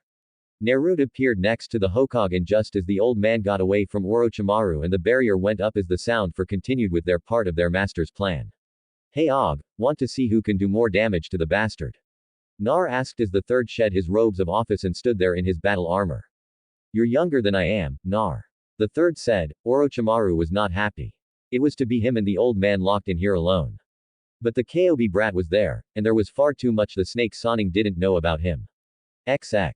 In the arena below, the sound ninja found themselves unconscious as a red, white, and blue shield penaled around and took them out in groups as it struck one, then would bounce off and connect with another. Meanwhile, Captain America used a judo throw to slam another ninja into the ground. You're having way too much fun, Cap, Logan said as he gutted one and slashed another. You're one to talk, Logan, Captain America said as he caught his shield on the rebound and bashed another ninja aside. His shield blocked a soundwave attack and he performed a dropkick, knocking the Odo ninja back into the waiting claws of the Wolverine. The X-Men shed their robes and joined the battle. Kane Marco, the unstoppable juggernaut, bowled the invaders over and allowed others to take care of them. His destination was the main gate. Jin used telekinesis to block shuriken and kana and either sent them back at those who threw them or dropped them to the ground. Gambit was on the wall, his cards spinning around him, controlled by his power, and were flying at either ninja or other projectiles to protect the crowd, which the Konoha ninja were waking up and evacuating while fighting as well. Rogue wasn't holding back. Between her super strength and motherly rage, the sound ninja were falling quickly. One nin was stupid to leap onto her back, his bare forearm touching her neck. You shouldn't have done that, Shuga. Rogue said in English. And a moment later, the man screamed before falling to the ground. Rogue shook her head as the information poured in and she smirked a moment before her hands sped through a series of hand seals. She turned as she finished the last seal. Fire-style multiple fireball jutsu. She spat a series of fireballs like a machine gun and it seemed the sound ninja all had targets painted on them. That was like so cool. Rogue turned to see Kitty face through a sound ninja and grab him by his collar and slam him backwards into the ground and then kick him in the face, knocking him out. I know, Eva since Nar showed me how to use chakra so I could control ma power, but this is Kitty pulled out a pair of Skriya sticks and attacked more sound ninja phasing and moving. Rogue leapt into the air, her eyes scanning around for a fresh target. She saw Storm using lightning and tornadoes. Wasp was working with Beast. Her gaze found her son's girlfriends, and she was surprised the four girls were fighting so well together, guarding one another's backs. She found Kurt, Wanda, and TJ, and knew that Kurt must have finished his task if he was back. Kurt was teleporting all around the stadium and striking with his swords. Wanda hit a sound ninja with her hex bolt, and the man literally exploded in confetti. TJ was using her own abilities to guard her mother and Rogue watched her sister-in-law hex another nin and the man turned into an urn. Shaking her head, Rogue dive-bombed the ninja, scattering them as she flew through them, knocking them into the air as she passed. XX Kane Marco made a direct path to the village gates, which meant a lot of buildings got brand new doorways, vendor carts were stomped, and the few invading ninja caught in his path were squished like a grape under a wrecking ball. He had a mission given to him by Storm acting as team leader and the Hokage who offered him a chance to cut loose once they learned of the plans to attack Konoha. Kane Jean's mental voice inquired. Nearly there Red, how's the kid? Kane asked as he punted a sound ninja who flew between two trees 1,000 yards beyond the wall. Nar and the Hokage have engaged Orochimaru. Naro says something is off about him. Kane winced. He remembered the last time Naruto said that. It was the day the blonde had been forced to destroy his old running buddy, Black Tom Cassidy. Shaking his head, Kane Marco attached his helmet to his armor, cutting him off from Jean. But he had a task to perform, and he wasn't leaving himself open. With thundering steps as the main gate exploded inwards, Kane Marco, the unstoppable juggernaut, slammed into the summoned snake with the force of a freight train. XX Orochimaru glared at the pair before him. You will not stop me, boy. He said with a sneer. I will kill the old man and Konoha will be destroyed. Nar snorted. Delusional much. So far, the Hokage and Nar had fought Orochimaru with taijutsu and enjutsu. Nar teleporting around and even using his ability to charge items as he tossed shuriken at the traitorous Sannin and have them explode. Nar avoided using his real power as he had a feeling he would need it down the road for something more. Hai used an earth jutsu that created a river of mud to put out the flames Orochimaru spat at them. Orochimaru and Hiruzen got into an upclose and personal exchange of blows that sent the Hokage flying back gripping the wound from the hidden wrist blade Orochimaru had on him. Naruto caught the old man and looked up seeing the snake sun going through a series of hand seals. I think it's time for a reunion of Hokage's past. The Sonin said with a sneer. Hiruzen eyes widened as Orochimaru began making signs. He saw several that he swore were a death seal. The roof they were on started to shake and the Hokage watched as a coffin rose from the ground on Orochimaru's left. It was marked first. Moments after it had fully risen, another came up. It was marked second and it was on his right. Nar, we must stop that last coffin from rising. Hai called out as a third coffin started to break the ground in front of the traitorous snake sun. The Hokage sent a shuriken and his hands conjured the cage shuriken as 100 of the deadly throwing stars impacted on the partially raised coffin. Naruto also created a series of cage shuriken. But as they also were imbued with energy they exploded against the coffins causing Orochimaru to stagger back and release his hold on his seal. The Sannin cursed as all three coffins began to lower back. No. Damn you. Damn you. Nar appeared behind him with a bamf. No, really. Tell us how you really feel, he said and sped through a jutsu which he finished. In moments later, a small tornado formed and went after the Sannin who shushan across the field behind the Hokage. You might have ruined my jutsu, but I will kill the old man.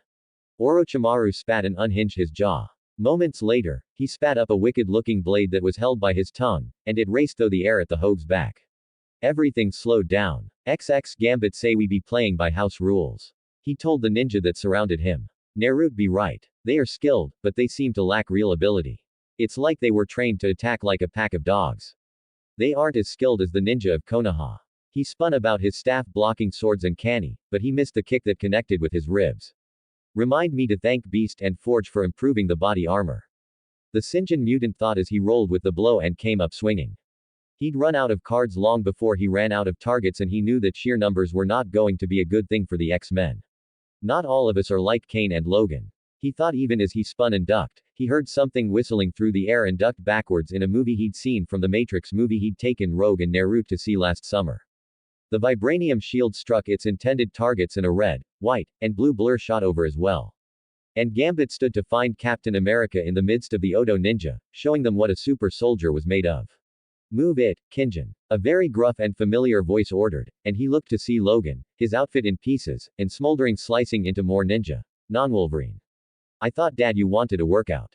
Gambit said even as he started stealing shuriken and kana from the dead and using them with his ability to lay down covering fire for the Star-Spangled Avenger and the Wolverine. Funny, and I thought it was the kid who had the sense of humor. Logan grunted, taking a kunai to the chest and without missing a beat slashed the neck of the ninja that gave his uniform another hole. You think the professor would understand the decisions we've made as of late? Gambit asked, going back to back with Wolverine. Logan snorted. Chuck was too tender-hearted. He needs to learn a middle ground for his ideas before he gets us all killed. Hopefully, his time away can mend that. Logan said. Duck. Gambit did as Logan with a back body drop sent an Odo ninja over their heads and he landed hard. Where are the others? Gambit asked. Kane is dealing with the main gate. He put his helmet on, so I don't know what's happening. Jean's mental voice reported. Storm, Beast, and Wasp are moving into their next positions. Nightcrawler, Scarlet Witch, and Nocturne are on their way to help Kane. That's fine, Genie, but what about my boy and his fae? Gambit thought. Rogue and the girls have moved out of the arena and are fighting in the streets along with Kitty. I'm sorry, Remy. I should have let you know. They're all fine so far. The girls are fighting very well together, but both Ino and Hinata are tiring from use of not only their powers, but their chakra reserves are running low. Gambit frowned. Logan, would you don't even ask Kinjin. Morrow and X-23 are with them. They'll be fine. Logan growled. They were getting tired. And my boy Gambit sent he and the Hokage have engaged the Sonin. He's blocking me out, so I don't know right now. I don't want to force it open and cost him his concentration. Jean warned. Gambit looked to where she was and smiled as she was telekinetically throwing Odo ninja around like ragdolls. Remy Labao, the X-Man known as Gambit, said a prayer that his friends and family made this out alive. XX.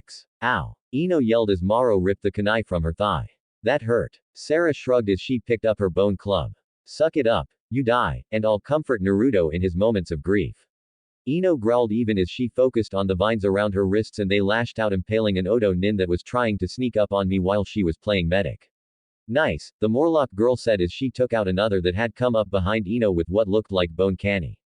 Ino pushed to her feet and leaned against the alley wall. Their fighting had taken them out of the arena. Thanks. As I said, you die, sigh. It would upset Nar. Marrow said, smashing another nin with her bone club before tossing it aside into the disgust of Ino ripped a pair of bones that had to be ribs out, but they looked like a wicked pair of short swords. Come on, flower girl. Let's see if we can find the others. Hinata and Shino were that way. I think one of the Odo nin dropped a building on Laura back that way. Ino said, split up. Mio asked. Ino shook her head. We're both tired and there are a lot of ninja left. Morrow growled. Fine, let's find Bug Boy and our newest hothead. Morrow said, and Laura, Ino asked. Mio snorted. If she's even a tenth like Wolverine, she's already digging herself out and looking for someone to kill. She'll be in a real bad mood for a while. Ino nodded at this. She remembered hearing about how quickly Uncle Logan he Laura was just as quick now. Lead the way, Ino said. And don't call me flower girl. Morrow smirked. Plant gal. Then vine lady. Ino growled. Oh, I know. Poison ivy. Now that's just lame. Ino said. Of course, coming from someone who takes on the name Morrow. Could be worse. You could call yourself Bones. Morrow growled. Now, oh, how about Femur or Skeletor? The pair continued to bicker and shoot names at one another as they fought more Odo nin that slipped over the walls. XX. Laura growled as she woke up in the sewers of Konoha. Stinks worse than the New York sewers. What the hell are these people flushing? She looked behind and overhead and saw where she'd come through and thanked whatever deity was listening that she managed to avoid being under the heavy stones and the street had given out under her. She sniffed and growled as several figures rose up from the water. Oh, look, sewer rats, she said with a growl. Snicked. She grinned as her claws popped and she leapt forward. Time to do pest control. XX. Shino sent a swarm of his mutated bus into the group of Odo Nin. One screamed like a girl as the scarab beetles devoured his flesh. Shino gave a grin. He'd learned of the beetles from one of Naruto's books, and with his mutation, he was able to transform the Kikai insects in him into anything he could dream of. It had come up with several very new and dangerous bugs. Behind him, the screams were for a different reason. He peeked over his shoulder to see Hinata using her hybrid Hyuga style of gentle fist along with her mutation of fire decimating the Odo Nin. They fell scorched from the attack of Hinata. The street was soon littered with dead and heavily wounded ninja. None of them belonging to Konoha. Hinata turned and smiled at her longtime friend in Shino. Her smile turned to surprise as numerous figures appeared out of thin air. Her Bakugan failing to detect them as they shot Shino in the back with a rifle of some kind, the darts doing their job and the bug user slumped to the ground. Hinata didn't give the attackers another chance as she summoned up her fire and melted their guns. Flip. Hinata's hand went to the back of her neck where she felt a dart and pulled it out. Her fire surrounded her, but it was too late as whatever was in the dart took effect and she slumped to the ground. Team 1 and Team 3 reporting in. A figure emerged. Domino to General Striker. We've acquired 2 mutants that are posing as ninja. This hidden nation is a treasure trove general. The woman identified as Domino said into her headset. Her face like the others covered with the latest in stealth technology. We can grab more and she listened then nodded. Understood. General, we're withdrawing now. Domino shut off her headset. Bag these 2 and grab a couple of the corpses of the dead ninja for study. The general says we're to pull out. The 9 people with her went about their tasks of cleaning up. They wrapped Shino and Hinata in body bags of a shimmering material. Grizz carry them were ho-tooting it out the south gate. Ah Dom, the biggest of the group with her complained. I wanted to face Marco. Next time we've got what the general wants. Evac now. Domino ordered. The group faded out with their prisoners. The street was empty save for the dead. Odo Nin. No proof that they had ever been there. XX Jean Grey, formerly Summers, stopped and put up a telekinetic shield and frowned. She reached out for 2 of their number and frowned deeper. Logan, I lost contact with Shino and Hinta. She sent. A growl was her answer, and she looked on from her place as Wolverine separated from Gambit and Captain America, wading through the Odo Nin slashing and hacking his way to the nearest exit. Lightning flashed overhead and Jean found Storm. Ororo, where are you going? Heading to the gates to support Kane. Storm's cultured mental voice informed her. Janet and Hank are at the hospital protecting the patients that couldn't be moved. Storm informed her. Thank you. I lost contact with Shino and Hinata. They were both suddenly gone, but they're not dead. Jean informed her. The whole time her shield blocked numerous jutsu. With an annoyed look, Jean lashed out with her mind and suddenly the 4 ninja that had been attacking her were mind wiped and thinking they were goldfish left on the floor. Hurt Jean sent out a storm flew away. Busy, came the German mutant's brief response. Fine, TJ. Jean sent out. Oh, hey Red. Mom and Dad are a bit busy. Seems the morons are trying for the shelters. Jean sighed wondering how the invaders had so much information. Very well. Just pass it on when you can that I've lost contact with Shino and Hinata. Okay. Aunt Kitty and I can look. We're being replaced by Kona Ninja. Jean sent her thanks and focused on the fight before her, sending telekinetic force bolts, sending Odo Ninja staggering into walls unconscious. Her eyes went to the dome where Naruto was. She was tempted to check on him, but with such a dangerous opponent, she knew better. XX. Hai stepped aside at the last moment, but the blade sliced his shoulder, cutting through his armor with the ease of a hot knife through butter. He felt it burn and realized the blade was heavily poisoned. Poison. Damn. He thought even as he sped his hands through seals, he knew that there was only one way to actually stop his former student, and he finished the seal. The sky over them darkened, and Orochimaru's already pale skin pat even more as he realized what his former sensei had just done. No, he said in a low voice. Nar, who looked surprised. Gigi, what did you do? He asked. I did what I must. Hai said to the blonde boy he saw as a grandson. I'm dying and I will not leave you to fight him alone. Dying? Nar asked, rushing forward a series of steps, but stopped as he felt something unearthly and cold between him and the old man. The blade he spat at me was coated in poison. Hai said. Orochimaru felt some of his courage return at this. Yes, and there is no antidote. He smirked even as he felt cold hands reach into his chest and he swore he could now see the Shinigami.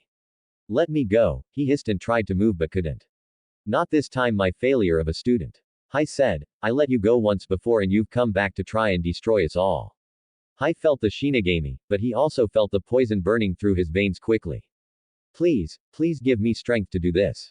The third Hokage of Konohagakure pleaded as he poured his life force into killing his student. Moments later, the Shinigami's mental voice told him, you cannot. Your life force is too weak to seal him away in you. Hiruzen cursed. He looked at Naruto and smiled. I'm afraid you will need to finish him, my boy. He said, his words feeling like lead on his tongue. Take away Orochimaru's ability to mold chakra and seal his arms away, please. The Shinigami pondered. Accepted. Once more, the Hokage focused and felt as the forbidden jutsu took hold. And Orochimaru screamed, no, what have you done? I can't take your life. I'm too weak thanks to the poison you used. But I will make sure you never are able to use jutsu or chakra again. Hiruzen said, coughing into his hand and not surprised to see blood. Orochimaru found himself immobilized and was cursing his former mentor in his mind as he tried to think of a way out of this. He saw his arms turning black and he could feel his chakra draining away, his coils shrinking.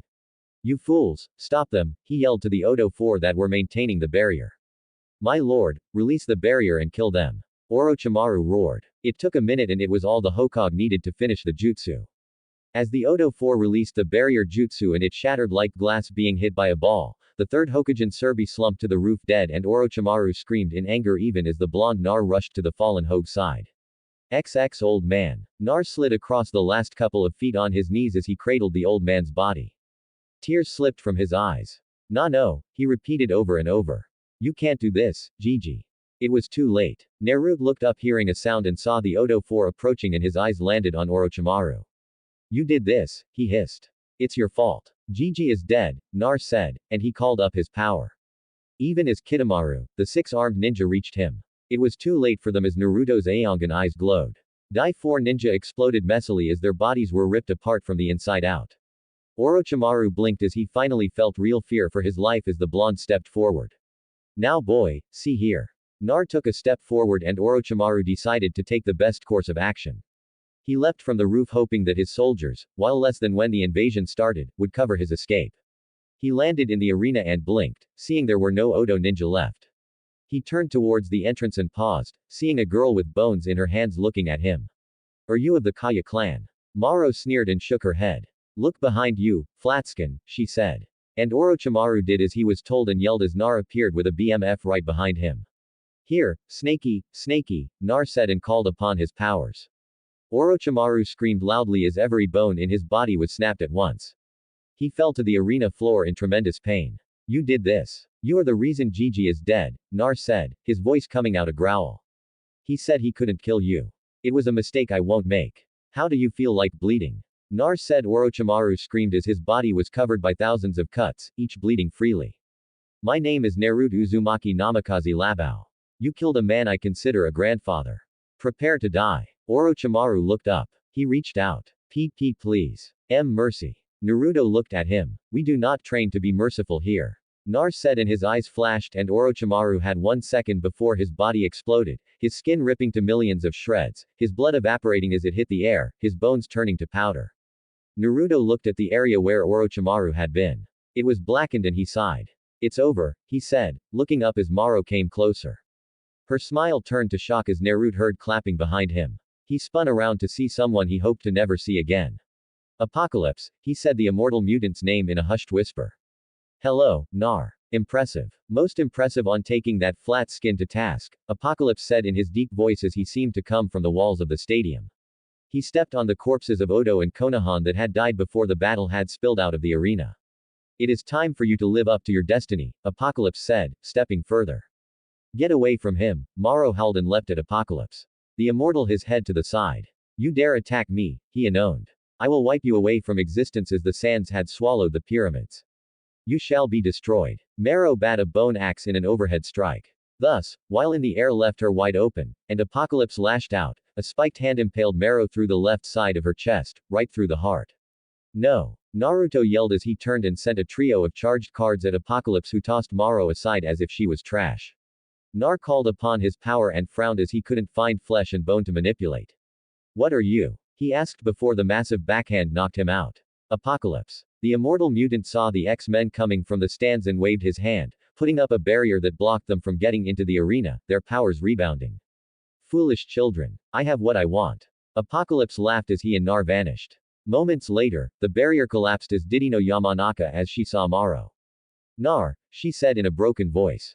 So guys, what do you think about this Naruto story? Tell me your opinion in the comments. And if you want more Naruto what if stories, make sure to subscribe to Universe of Naruto.